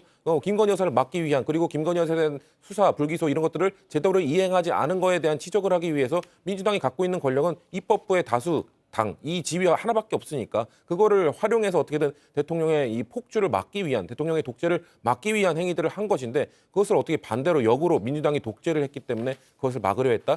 저는 그 헌법재판관뿐만 아니라 일반 국민들 역시 누가 독재를 하려고 했는지 누가 권력을 장악하려고 했는지를 다 알고 있을 거라고 생각합니다. 그렇기 때문에 윤석열 대통령 글쎄요 이런 논리구조 얼마나 더 말씀하실지 모르겠는데 비상계엄이 정당하다고 계속 말씀하시고 싶으면 한번 계속 전 들어보고 싶습니다. 어떤 상상력을 발휘해서 이런 민주당 독재를 막는 게 민족의 의무이기 때문에 비상계엄을 했다라는 이런 얼토당토한 얘기를 얼마나 더 많이 할지 한번 들어보고 싶습니다. 예, 아마 헌법재판소에서 지난 2017년에 박근혜 전 대통령 탄핵 심판 때도 그랬지만 여러 정치적 주장들이 많이 난무하고 또 법률적 헌법적 주장들도 부딪히고 있는데 그걸 좀 정치적 주장들을 걷어내고 법률적 헌법적 주장들과 쟁점들로 추리는 그런 일들을 했던 것으로 기억해요. 이번에도 아마 그런데 시간이 일정 부분은 소요될 것으로 보입니다. 김보엽 의원님 마지막 질문인데요. 네. 서울구치소로 이제 수감이 될 예정이잖아요. 오늘 조사가 끝나면 야간 조사까지 이루어질 것으로 보이나요? 지금 벌써 5시 30분을 향해 가고 있습니다. 그러니까 8시간을 넘기지 못할 거고 그 자정을 넘겨서 조사하는 건 죄송합니다. 피의자가 동의하지 않으면 예. 못하니까 서울구치소로 가겠죠. 그 갑자기 저는 이런 의문이 드는데 변호사도 계시니까 여쭤보고 싶은 게 윤석열 그리고 윤석열 쪽 법률 대리인들이 아마 오늘 밤에 고민이 많을 것 같아요. 왜냐하면 일단 공수처에 주어진 48시간의 조사 시간을 뺏기 위해서 내일 헌법재판소에 나는 출석하겠다. 예. 그럴 수도 있는 거 아닙니까? 그런데 헌법재판소의 재판이 속도를 내면 파면될 시간이 빨라질 수도 있잖아요. 네. 그러니까 윤석열은 몹시 고민할 것 같은데 이때는 권한이 누구한테 있습니까? 공수처가 허락을 해줘야 피의자가 나갈 수 있습니까? 아니면 피의자가 원할 경우에는 헌법재판소 출석 참석을 보장을 해야 됩니까? 저한테 물으신 거예요? 아니 변호사가. 변호사요? 없습니다. 여기 예. 죄송합니다. 예. 변호사 정도의 그 식견을 갖춘 분들이긴 합니다. 예. 아무튼 그것 때문에 그 윤석열 쪽은 몹시 고민할 것 같고요. 오늘 밤에 그 서울구치소로 수감이 되면 이제 현실을 느끼게 될 겁니다. 그동안 예. 따뜻한 관저에서 고생할 때 우리 국민들은 살 애는 밤, 눈 내리는 밤을 은박 담요 하나로 버텼던 거 아닙니까? 그런데 서울구치소는 난방도 되지 않고 맨 바닥에 추운 겨울을 버티는 데는 온수통 하나 준다고 합니다. 그거 안고 내가 도대체 무엇을 어디서부터 잘못했는지 진지하게 반성하는 시간을 갖고 내일은 조사에 성실하게 임하기를 바랍니다. 예. 자, 이 시각 서울구치소 앞의 모습입니다. 해가 이제 저물고 있고요. 법과 질서의 확립이라는 문구가 눈에 확 들어오네요. 오늘 9시 이후에도 심야 조사 가능성은 있고 어쨌든 8시간 이상 조사하지 않는 것이 원칙이고 또 자정을 넘겨서 조사하지 않는 것이 원칙으로 되어 있습니다. 피의자 입장도 고려를 해서 본인이 원치 않는다고 하면 일단 서울구치소로 보내질 가능성이 커 보이네요. 저희는 윤석열 대통령의 공수처 조사 그리고 서울구치소로 수감되는 그 과정까지 뉴스특보로 전해드릴 예정이고요. 저희 제작진이 그 뉴스특보를 담당할 가능성이 커 보입니다. 잠깐 예고해드렸습니다. 자, 이수진 앵커가 다음 이슈로 넘어가서 브리핑을 해드리겠습니다. 대한민국 국격이 떨어지고 말았습니다. 지금 꼭 현직 대통령을 이런 모습으로 체포해야 되는 것이 맞겠습니까? 새벽부터 국민의힘 의원들은 관저 앞으로 모였습니다. 일제히 대통령에게 왜 이렇게까지 하냐 이런 주장을 펼쳤는데요. 심지어 당 지도부에선 이제 속이 시원하냐 이런 말도 나왔습니다. 국민 보기 부끄럽습니다. 국격이 무너졌습니다. 오동훈 공수처장, 우종수 국가수사본부장, 이재명 대표, 박찬대 원내대표에 이제 속이 시원한지 묻고 싶습니다. 정당한 수사와 법 집행을 폄하하기도 했습니다. 공수에 묻습니다. 이런 모습까지 연출해야 합니까? 공수와 경찰의 헛된 공명심으로 인해서 대한민국의 국격은 바닥으로 떨어졌고 국민의 인내심은 임계점에 도달했습니다. 군사력과 행정력을 동원해서 정치 언론 활동을 제한하려 했다는 새로운 증언들은 계속해서 나오고 있지만 제대로 된 사과는 단 한 번도 듣지 못했습니다. 이 계엄 당일 이상민 전 행안부 장관으로부터 경찰이 주요 언론사를 단전 단수할 테니 소방청이 협조하라는 지시를 받은 적 있죠. 조금 설명드리면요. 있는지 없는지만 말씀하십시오. 상임위에서 충분히 다뤘습니다. 다른 질의를 하려고 합니다. 단전 단수를 경찰이 할 테니 소방청이 협조해라 라는 취지의 전화를 받은 적 있습니까? 없습니까? 안전 단수에 대한 협조 요청을 받은 게 있는가 소방청은 이렇게 질의를 했었고요. 제가 그런 적 없다라고 답변을 드렸습니다. 그렇게 하니까 장관님께서 언론기관 5곳입니다.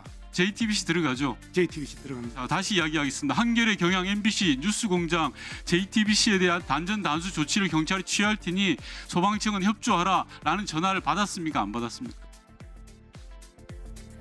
네, 오늘 이 체포를 두고 미국 백악관에선 헌법 준수 노력에 감사하다 이런 메시지를 냈다는데 도대체 국격을 떨어뜨리는 이가 누구인지 되묻지 않을 수가 없습니다. 네. 오늘 뭐 새로운 내용들이 국회에서도 계속 쏟아졌고요. 각 정당의 입장들도 나왔습니다. 그리고 앞서 저한테 물은 건지는 모르겠으나 변호사 여기 없는 변호사에게 물어보신 그 내용 답변이 지금 준비가 됐죠. 예, 제가 확인을 해보니까 그 지금 현재 인신을 구속하고 있는 그 단체, 그러니까 공수처에게 권한이 있다고 합니다. 만약 윤석열 대통령이 나 헌재 16일 날 내일 변론기일 출석하고 싶습니다라고 요청을 하면은 공수처가 판단해서 보낼지 안 보낼지를 할 수 있는 권한을 갖고 있기 때문에 저는 그냥 공수처가 그거 거절하면 된다고 생각합니다. 왜냐하면 변론기일은 계속 잡혀 있기 때문에 이후에도 충분히 방어권을 보장해줄 수 있기 때문에 그거에 불응해도 된다라는 입장을 아마 견지하지 않을까라고 생각합니다. 예, 그렇군요. 법률적 답이 나오잖아요. 예, 그러네요. 그래서 오해할 만할 것 같습니다. 네. 좋은 쪽의 오해니까 뭐 기분 좋게 생각하시면 될 것 같고요. 자, 일단 여당의 의원들이 오늘 관저를 찾았습니다. 지난 1차 집행 실패 이후에 며칠 지나서 관저 앞을 갔었는데 오늘도 관저 앞에 갔고 의원들의 입장들이 나왔습니다. 이건 1차 지난번에 이제 관저 앞에 방문했을 때나 마찬가지로 당의 공식적인 행보라기보다는 의원들 개개인의 판단으로 저렇게 간 것으로 보이죠. 아마 뭐 당의 지도부 차원에서 간 건 아니고요. 당의 개개인별 의원별로 자신이 처한 뭐 입장이나 아니면 대통령과의 인연에 따라서 전 현장에 갔다고 생각을 합니다. 물론 저희가 대통령에 대해서 지금 의원들이 가지고 있는 생각이 다 다르기 때문에 저런 행동에 대해서는 절차적 정당성에 문제 제기하는 것도 충분히 할 수 저는 있다고 생각을 합니다.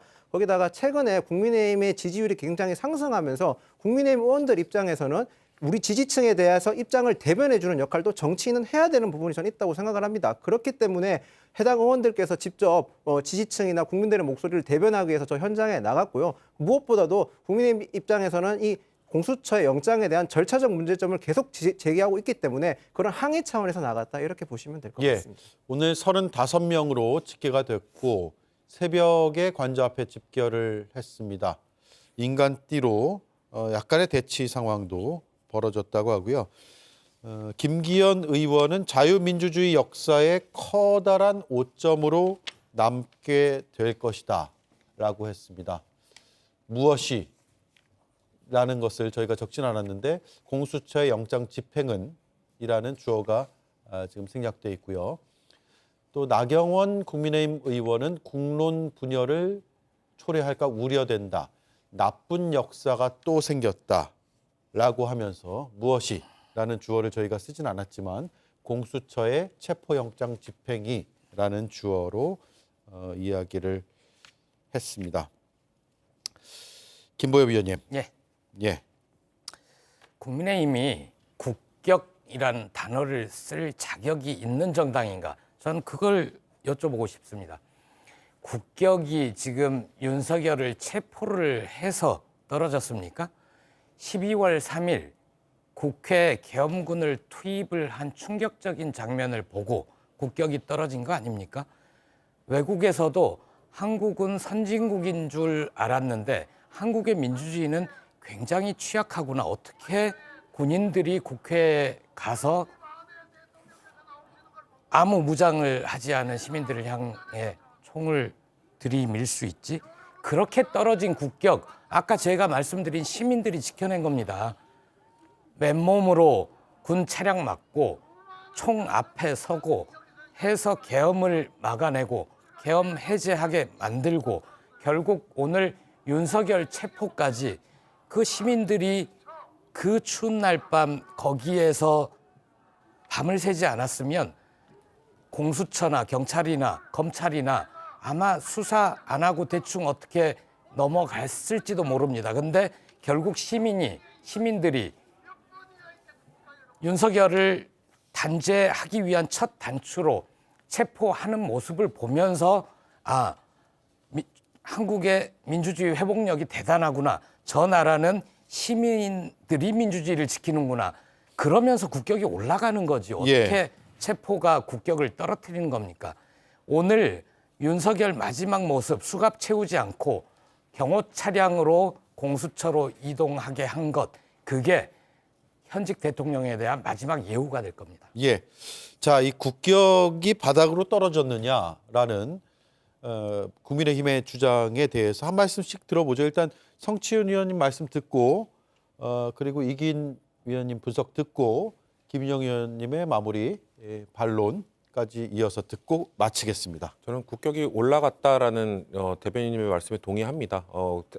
대한민국은 법치주의 국가입니다. 법에 의해서 돌아가야 되는 것이고 권력자, 위정자들의 권한 행사 역시 법에 주어진 것만 행사해야 되는 겁니다. 그것을 어겨가면서 위법적인 비상계엄을 한 지도자, 제왕적 대통령제라고도 불리는 한국의 그 상황에서 정치 상황에서 아무리 그 제왕적 대통령일지라도 법에 어긋나는 행동을 했을 때는 체포를 당하고 수사를 받고 재판을 받을 수 있다, 심판을 받을 수 있다라는 것을 지금 외국에 보여주고 있는 것이기 때문에 대한민국은 법치주의 국가로서 법이 제대로 작동하고 있구나라는 걸 보여주는 거죠. 그렇기 때문에 저는 아주 국격이 올라가는 오늘의 한 장면이었다고 보고 있고, 아까 그래서 저는 김기현 의원과 나경원 의원의 발언에 일부러 주어를 안 담으신 거라고 봤는데 거기에 비상계엄을 주어로 넣어도 똑같이 기록될 겁니다. 비상계엄은 자유민주주의 역사에 커다란 오점으로 남게 될 것. 비상계엄은 국론 분열 초래해서 우려했고 나쁜 역사가 또 생겼다. 비상계엄이 딱 들어맞는 겁니다. 그렇기 때문에 저는 국민의힘 의원들이 국격을 망쳤다 이러면서 정신을 차리지 못하고 저 앞에 가 있는 행동, 저런 행동들 글쎄요. 체포영장이 좀 부당하다 그런 주장들 할 수 있죠. 할 수 있으면 다른 데 가서만 하면 됩니다. 근데 조인들이 왜 거기에 간 겁니까? 물리력으로 한번 막아보려고 간 거 아니겠습니까? 국가기관이 권한 행사를 정당하게 하는데 그것을 물리적으로 막겠다? 그런 정신 상태를 갖고 있으니 반공청년단, 백골단을 자처하는 경악을 금치 못할 그런 단체들도 국회 소통관에서 기자회견을 할 수 있도록 마련해 준 게 또 국민의힘 아니겠습니까? 그렇기 때문에 대체 지금 대한민국 국격을 누가 떨어뜨리고 있는지를 다시 되돌아본다면은 저는 국민의힘과 윤석열 대통령이다. 이건 명백한 답이라고 생각합니다. 예. 나경원 대표의 나쁜 역사를 썼다. 권성동 대표의 국민복이 부끄럽다. 국격이 무너졌다. 자기 고백 아닙니까? 반성문이라고 저는 생각을 하겠습니다. 저는 윤석열 대통령의 이 불법 계엄, 내란도 문제지만 임기 2년 반 동안 윤석열 대통령의 눈과 귀를 가린 그 우매하고 무모한 국민의힘의 책임이 매우 크다고 생각을 합니다. 여당이 잘해서 지지율이 올라갔습니까? 저 김유현 대변인 옆에 있어가지고 정말 송구합니다만 여당이 잘해서 지지율이 올라가는 게 아닙니다. 물론 민주당이 뭐 민주파출소 논란이라든지 야당이 못해서도 있지만 지지층이 결집하는 것뿐이고 사실 2년 반 동안 11번이나 정당의 간판 대표를 갈아치우면서 대통령 입맛에 맞는 대표를 몰아세운 것, 특히 대다수 국민들의 목소리에 소구하는 그런 정치를 한 것이 아니라 TK, PK, 본인들의 텃밭 지지층과 당원에게만 소구했었던 나쁜 정치를 했었던 것이 국민의힘이고 그를 통해서 대통령의 눈과 귀를 가렸던 것이 지금의 여당입니다. 본인도 너무 잘 알고 있고 지금 103석의 의석, 정말 텃밭만 남은 그 의석만 봐도 잘할 수 있는 것 아니겠습니까? 국민의힘은 지지율이 올라간다고 해서 고무되고 좋아할 것이 아니라 계속해서 반성문과 자기 고백을 해야 된다라고 생각을 합니다. 예.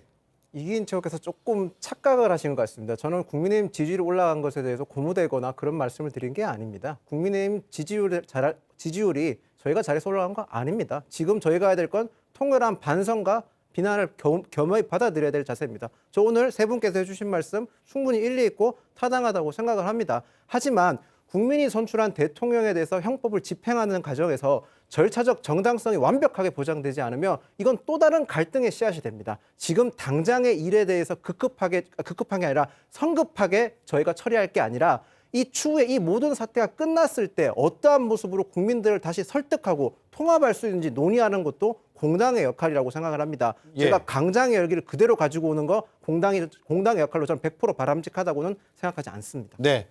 자, 세 분의 말씀 들었고 제가 끝내려고 했는데 김보엽 의원이 서운해하실 것 같아서 서운하지 않습니다. 예, 한 말씀하시죠.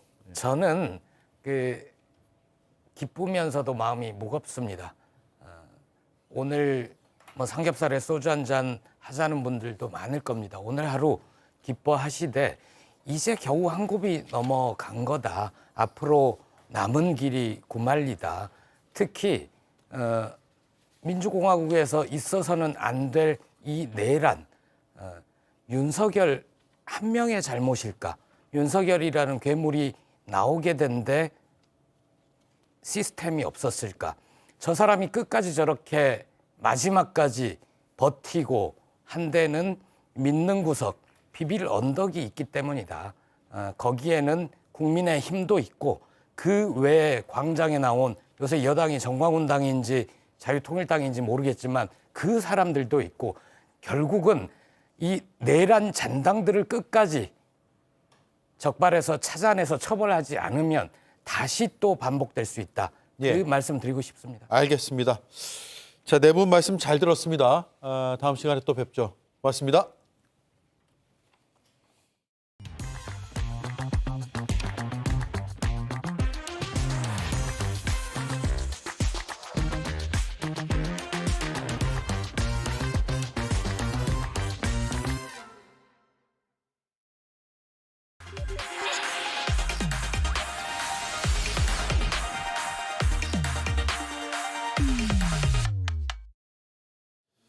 네, 오대영 라이브의 간판 코너 단도직입을 바로 시작하겠습니다. 오늘 윤석열 대통령에 대한 체포영장 2차 집행, 다행히 큰 물리적 충돌이 없었습니다. 지난 1차 집행 때와 상당히 다른 양상을 보였고요.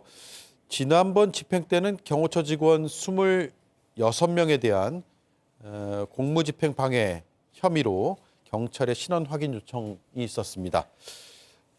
그리고 부당한 지시를 거부했다는 이유로 또 경호처의 간부가 직위 해제되는 일도 벌어지기도 했죠. 윤 대통령 사수에 동원된 애꿎은 피해자들에 대해서 무료 변론을 해주겠다라고 자처한 판사 출신 변호사가 있습니다. 오지원 변호사가 나와 있습니다. 어서 오십시오. 네, 안녕하세요. 예, 반갑습니다. 반갑습니다. 예, 지난 1차 때와 다르게 경호처의 경호관들이 무리하게 집행을 방해하지는 않았거든요. 네. 어떤 이유 때문으로 보세요? 그 1차 때와 달리 여론도 많이 달라졌을 거고요. 또 법률적인 쟁점에 대해서 굉장히 부담감을 느끼지 않았을까 싶은데요. 네네. 사실 오늘 저도 잠을 못 자고 새벽부터 계속 지켜봤거든요. 예. 속보에서 그 경호처 직원들이 불법 지시를 거부하고 대기 중이다 이렇게 뜨길래 정말 울컥하더라고요. 그래서 이분들이 저희 시민들이 많이 알려드렸잖아요. 그 앞에 가서 어떻게 거부를 하는지 이런 것까지 막 알려드리고 언론 보도에서도 사실 이렇게 해서는 안 된다. 물리적인 충돌만은 막아야 된다. 그런 얘기들을 많이 했고 그래서 아마 내부에서도 그런 법적 책임에 관한 문제 이런 것들이 많이 공론화가 된 것 같습니다. 네. 예.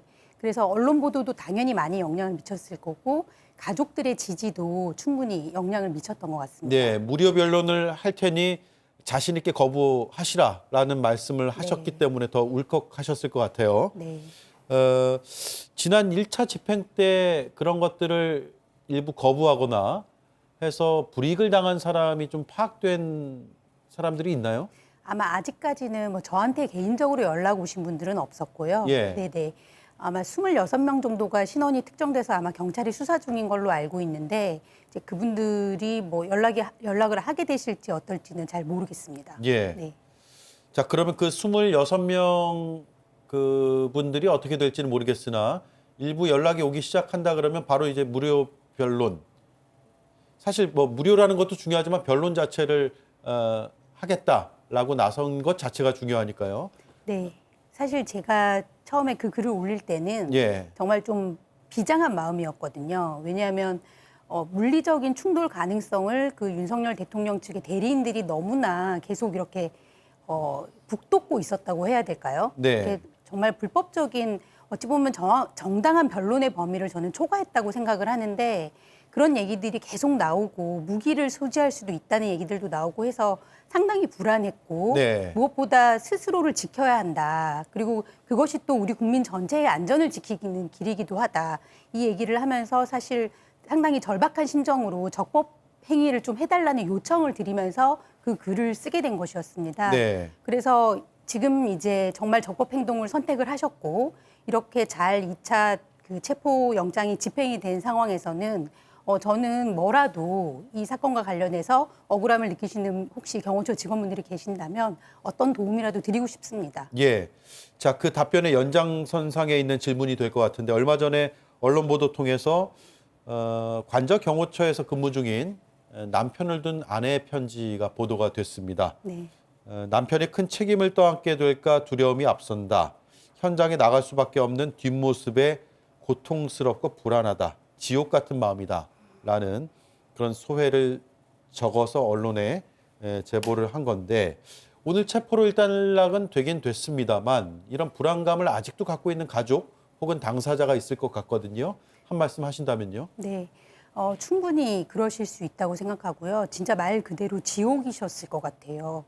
그 당사자분들도 사실은 공무원 신분이지 않습니까? 얼마나 많은 준비를 해서 그렇게 자부심을 가질 만한 어떤 경호처 직원이라는 그런 공무원직에 이제 종사를 하고 계시는 건데 사실 되게 모욕적인 지시를 계속 받으신 거거든요. 예.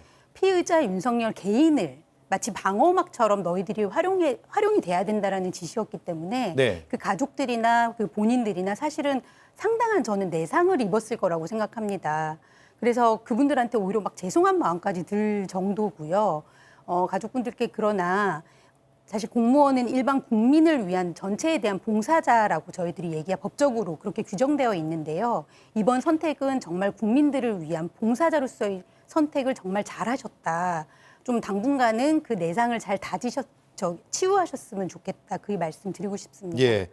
법률 상담도 중요할 것 같고 심리 상담도 좀 필요해 보이는 부분이 있네요. 네. 그러면 이렇게 정리하면 될까요? 얼마 전에 박정훈 대령 사건의 1심 재판에서도 무죄가 나왔잖아요. 네. 잘못되고 그릇된 지시는 따르지 않아도 된다. 그건 항명이 아니다. 라고 분명하게 정리를 하고 가도 되겠죠. 네. 사실 그거는 대법원 판례의 확고한 법리입니다. 예. 위법 부당한 상관의 지시에 대해서는 복종 의무가 없다라는 것이 너무나 확고한 법리이고요. 그건 공직사회도 그렇고 우리 민간인들도 그렇게 보면 될까요? 네, 그렇게 볼 수 있습니다. 예. 그리고 오히려 만약에 본인이 그 위법 부당함을 인식하면서도 어떤 행동을 한다면 그것은 자기 책임이 될 수밖에 없거든요. 다만 우리 사회가 너무나 권위주의적인 방식으로 작동되던 시기들이 있었기 때문에 저희가 거기에서 스스로를 지키는 방식에 대해서 매우 낯설게 생각하고 무조건 상관의 지시를 따라야 한다라는 분위기가 어느 정도 있는 것도 사실입니다만 이번 일 그리고 저번에 계엄령 해제될 당시에 군인들이 보여줬던 그런 소극적인 저항, 예. 네 그런 걸 통해서 저희가 스스로를 지켜나가는 방법들을 계속 사회적으로 학습해 나가고 있다는 생각이 듭니다. 네.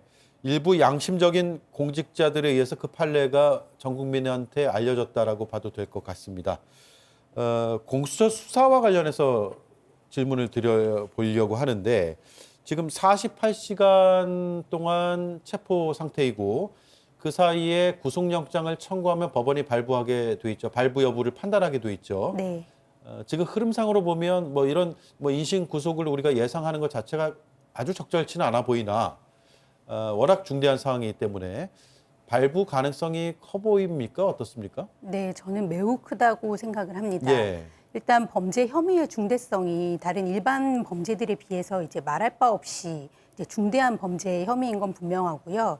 그리고 아마 오늘 그 윤석열 변호인들이 계속 자진 출석을 강조했습니다. 본인도 그렇고 아마 이 자진 출석 강조는 제가 보기에는 구속영장 실질심사에서 이제 도주 우려가 없다 이 예. 부분을 강조하기 위한 어떤 그 미리 포석을 까는 것일 수도 있는데요. 그런데 이미 이번 사실은 출석은 자진 출석이 전혀 아니었고요. 당연히 체포영장이 집행되는 것이었고 소환 불응을 3번 이상 했고 본인이 자꾸 책임을 부인하고 있기 때문에 이것은 그 구속영장의 요건인 도주 우려, 즉 도주 우려라는 것은 사실상 조사에 협조하지 않는다. 소환 불응의 우려나 마찬가지이거든요. 그렇기 때문에 어느 판사가 이것을 담당하든 영장은 발부될 가능성이 매우 높아 보인다는 것이 제 의견입니다. 예. 자, 그리고요. 대통령 측에서 오늘 체포영장이 이제 집행되고 나니까 물론 그 전에도 주장했지만 불법 영장이다라고 주장을 하고 있고 지금 광장에서 대통령을 지지하는 지지자들 집회에서도 불법 영장이라고 계속 이 법원에서 발부한 영장 자체를 부정하고 있거든요. 아마 이게 서울중앙지법이 관할인데 서부지법에서 발부받았기 때문이다라는 주장인 것 같아요. 그 주장이 타당합니까? 네, 사실은 법적으로는 너무 조금 전혀 근거가 없는 주장인데요. 예. 사실은 지지자용으로 지나치게 너무 법을 왜곡하고 있습니다. 공수처법 31조에는 아예 명시가 돼 있거든요. 그러니까 공소 제기하는 법원을 서울중앙지방법원으로 하지만 형사소송법상의 규정에 의할 수도 있다라고 명백하게 규정이 돼 있고 예. 형사소송법상의 관할은 피의자의 주거지가 원칙입니다. 그렇기 때문에 당연히 서부지방법원이 관할이 될 수 있는 것이고 그래서 뭐 그 불법과 관련해서는 이미 법원에서 심사를 해서 이의 신청도 기각이 됐기 때문에 예. 이미 끝난 어떤 논의라고도 볼 수 있는데 사실은 계속 어떤 같은 주장만 반복하고 있는 상태라고 볼 수 있죠. 예. 이미 종결된 쟁점인데 그걸 왜 자꾸 반복을 할까요? 법률가들은 딱 보면 알 것이고 특히 대통령이나 대통령의 지금 변호인 혹은 대통령의 변호사를 자처하는 인사들이 다 검사로 법률을 집행했던 사람들이잖아요. 네. 사실은 제가 보기에는 제가 추측하기로는 이런 어떤 그 문제 아닌 문제들을 계속 쌓아나감으로써 지지자들에게 내가 나중에 처벌을 받는 어떤 형이 선고되더라도 예. 이건 부당한 거야. 이건 잘못된 거야. 라는 어떤 논거들을 쌓아나가기 위한 어떤 준비 작업이다. 저는 그렇게 보고 있습니다. 사실은 법을 잘 모르는 지지자들을 향해서 본인의 입장을 사실은 계속 얘기를 하는 건데 매우 부적절하고 법정에서 말씀하셔야죠. 예. 네. 그러면 법률적인 주장이 아니라 정치적 주장이다 이렇게 네, 판단하면 맞습니다. 되겠네요. 네. 자, 그리고 지금 진술 거부하고 있다고 전해지고 있습니다. 공수처에서 그렇게 밝혔는데 수사 단계에서 진술 거부할 수 있죠. 그건 방어권이니까요. 네, 네. 그런데 그렇다고 해서 기소를 못하는 건 아니니까 향후에 기소가 돼서도 진술을 거부할 수도 있잖아요. 네. 재판정에서요. 네, 네. 그랬을 때 재판이 좀 지연되거나 할 우려는 없습니까? 어떻습니까? 저는 개인적으로 봤을 때 진술 거부를 하지 않을 거라고 생각을 합니다. 법정에서는요. 예. 왜냐하면 이제 본인이 검사였기 때문에 검사 앞에서 진술하면 어떻게 된다는지 잘 알고 있거든요. 왜냐하면 조서를 작성하는 거기 때문에 검사가 작성한 조서는 사실 검사가 어느 정도는 내용을 뭐 조작을 한다는 뜻이 아니고 약간 어떤 의도나 이런 것들을 조금 불리하게 바꿀 수가 있습니다. 피해자 입장에서. 뉘앙스라도 바꿀 수 네, 있죠. 맞습니다. 네. 그런데 법정에서는 그게 아닙니다. 완전히 그냥 공개된 법정에서 피고인의 방어권을 충실하게 보장해 주기 때문에 그 기회에 자기가 하고 싶은 말을 계속 해야 되는 거거든요. 예. 예를 들어 양승태 대법원장님 같은 경우도 얼마나 법에 통달하신 분이겠습니까? 그분이 법정에서 진술 거부하지 않으셨거든요. 오히려 재판을 엄청 계속 진행을 하시면서 본인 하고 싶은 말씀을 충분히 하셨는데 그런 사례들처럼 사실은 오히려 법정에서는 진술을 적극적으로 하실 것이다. 저는 그렇게 보고 있습니다. 예, 법정에서의 진술은 진실에 가깝다고 판단이 되잖아요. 그게 아니면 바로 처벌을 받을 수밖에 없고요. 그 진술이 거짓이라면. 그래서 아마 하게 될 것으로 보이지만 걱정이 되는 것은 지연 여부인데 지연 여부까지는 뭐 판단할 수가 없을까요, 벌써? 그게 오히려 진술을 더 많이 해서 그리고 또는 억지 주장을 너무 많이 해서 거기와 예. 관련된 증거 신청을 너무 많이 해가지고 지연이 될 수는 있을 것 같습니다. 예. 네, 지연은 사실은 분명히 하나의 전략으로 가져갈 수밖에 없는 부분이라고 생각을 하는 게 반대로 생각하면 저희가 유념해야 되는 부분이기도 하거든요. 그거는 국민들이 분명히 빨리 잊을 것이다. 얼마 전에 그 윤상현 그 원내대표신가요? 그분도 그렇게 말씀을 하셨었는데 네. 우리 국민들은 금방 잊는다라고 얘기하셨잖아요. 예. 그러면 이 판결이 확정될 때까지 시간이 꽤 걸릴 텐데 최대한 지연을 시켜서 국민들이 잊어버린 상태에서 좀 우호적인 대법관한테 또는 판결을 받는다든지 이런 식으로 해서 최대한 형벌을 낮추려는 전략은 반드시 가져갈 것 같습니다. 예. 그렇다면 우리는 반드시 기억해야 되겠죠. 네. 자, 서울중앙지법에 구속영장을 청구하라 이런 주장도 앞서 이제 서부지법에서 발부받은 영장은 불법 영장이다라는 주장과 궤를 같이 하는 것 같아요. 구속영장을 청구할 때는 서울중앙지법에 하라. 이것도 마찬가지로 정치적 주장으로 보면 될까요? 네. 그리고 무엇보다 저는 이 사안에서 다른 피의자들이 이런 주장을 하는지 한번 보셨으면 좋겠어요. 저희가 평범한 피의자분들 많잖아요. 네. 사실 고소만 당해도 피의자가 될 수 있는 거고 억울한 피의자도 있을 수 있는 것인데 피의자 지위에서 청구를 여기다 해라 저기다 해라. 과연 그렇게 할 수 있는 것일까요? 이거는 매우 이례적인 일뿐만 아니라 사실은 좀 뻔뻔해 보인다고 해야 될까요? 제가 보기에는 변호인들이 어떤 재판 전략으로 봤을 때도 판사들이 저 사람은 정말 반성하고 있지 않구나. 예. 저는 매우 불리한 전략일 수 있는데 너무나 정치적인 입장을 너무 강조하시다 보니까 그런 방향으로 나가고 계신 것 같습니다. 예. 그리고 판사의 성향도 서슴없이 얘기하는 것 같아요. 재판부가 성향으로 판결하는 건 아니잖아요. 당연히 너무 아니고요. 예. 절대 그럴 리가 없고 근데 아무리 법관 출신으로 보시기에 피의자 쪽에서 저 판사는 영장 발부한 판사는 어떤 연구의 소속이다, 어떤 성향이다라고 주장하는 것을 들으시면 그러면 이게 본인들한테 도움이 될까라는 생각이 안 들까요? 그러니까 재판으로 가면 굉장히 불리한 발언이 되지 않을까라는 생각도 저는 드는데 비법조인으로서도요. 네, 근데 약간 특이한 부분은 이제 윤석열 그분은 이제 판사조차도 제압할 수 있다고 믿으시는 것 같아요. 예. 그래서 오히려 약점을 캐서 사실 약점이라고 그 판사님은 전혀 인식도 안 하실 것 같은데 왜냐하면 어떠한 성향은 누구에게나 다 있는 거 아닙니까? 예. 하지만 어떤 성향이 있다고 해서 사실 그분이 모 연구의 소속이라는 것도 제가 보기엔 정확한 정보인지도 사실 알 수가 없습니다. 떠돌아다니는 그 인터넷 정보가 정확하지 않은 걸로 저는 알고 있는데 뭐 그걸 근거로 그분의 성향을 추측하는 것도 매우 예단입니다만 설사 그렇다 하더라도 그 성향으로 어떤 결정을 내릴 것이다라고 추측을 하고 그걸 공표하고 하는 부분들은 당연히 판사가 판단을 할 때는 이 피고인은 정말로 자기 범행을 반성할 줄은 모르는구나라고 예. 판단하게 되겠죠. 알겠습니다. 오늘 인터뷰 시간이 다 돼서 여기까지 하겠습니다. 2차 집행 이전에 윤 대통령을 무작정 사수하면 법률적 피해를 보는 사람이 있을 수 있기 때문에 무려 변론을 해주겠다라고 공개적으로 밝혀서 아마도 일부 경호관들은 그 내용을 듣고 마음을 바꿔먹었을 수도 있을 것 같습니다. 오지원 변호사였고요. 무료 변론을 계속해서 하겠다는 입장이기 때문에 필요하다면 연락을 하면 될 것 같습니다. 네. 고맙습니다. 감사합니다. 네, 지금까지 오지원 변호사였습니다. 대한민국 활동력의 시대 호르반이 온다. 체력, 지구력, 회복력을 넘어 동물성 3종 세트의 힘으로 활동력 호르반이면 돼. 약국에 있습니다. 한림제약. 유빈아, 뭐 먹고 싶어? 뿌링클. 뿌링클 치즈볼도.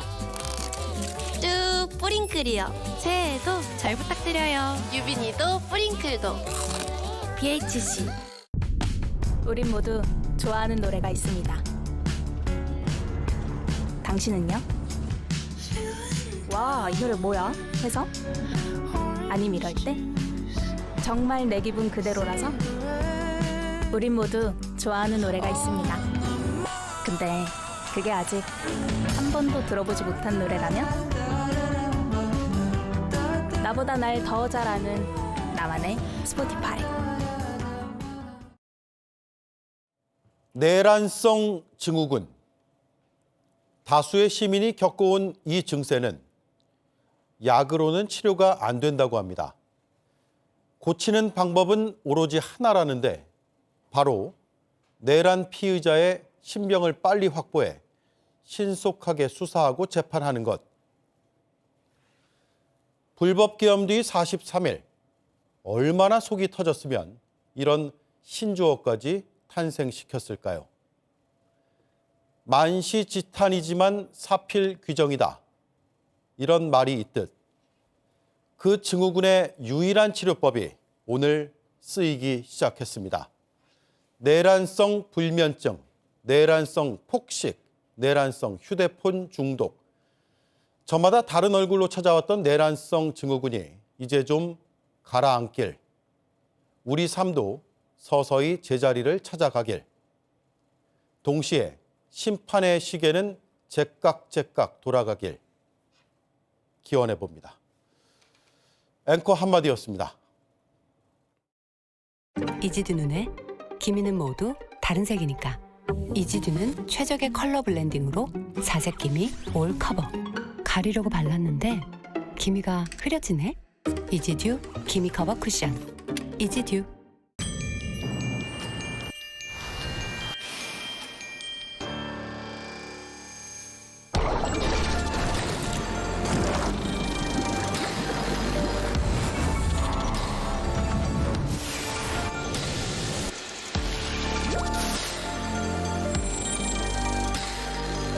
기술이 쌓아올린 프리미엄 가습 타워, 하이드로 타워, LG 뷰리케어 오브제 컬렉션. 연일 계속되는 한파로 한강에 펭귄과 북극곰이 나타났습니다. 혹시 깜빡 속으셨나요? AI로 무엇이든 만들 수 있는 시대. 틱톡 AI 생성 콘텐츠 라벨로 제대로 보고 제대로 즐기세요. 네, 오대영 라이브 마치겠습니다. 내일 뵙겠습니다. 고맙습니다.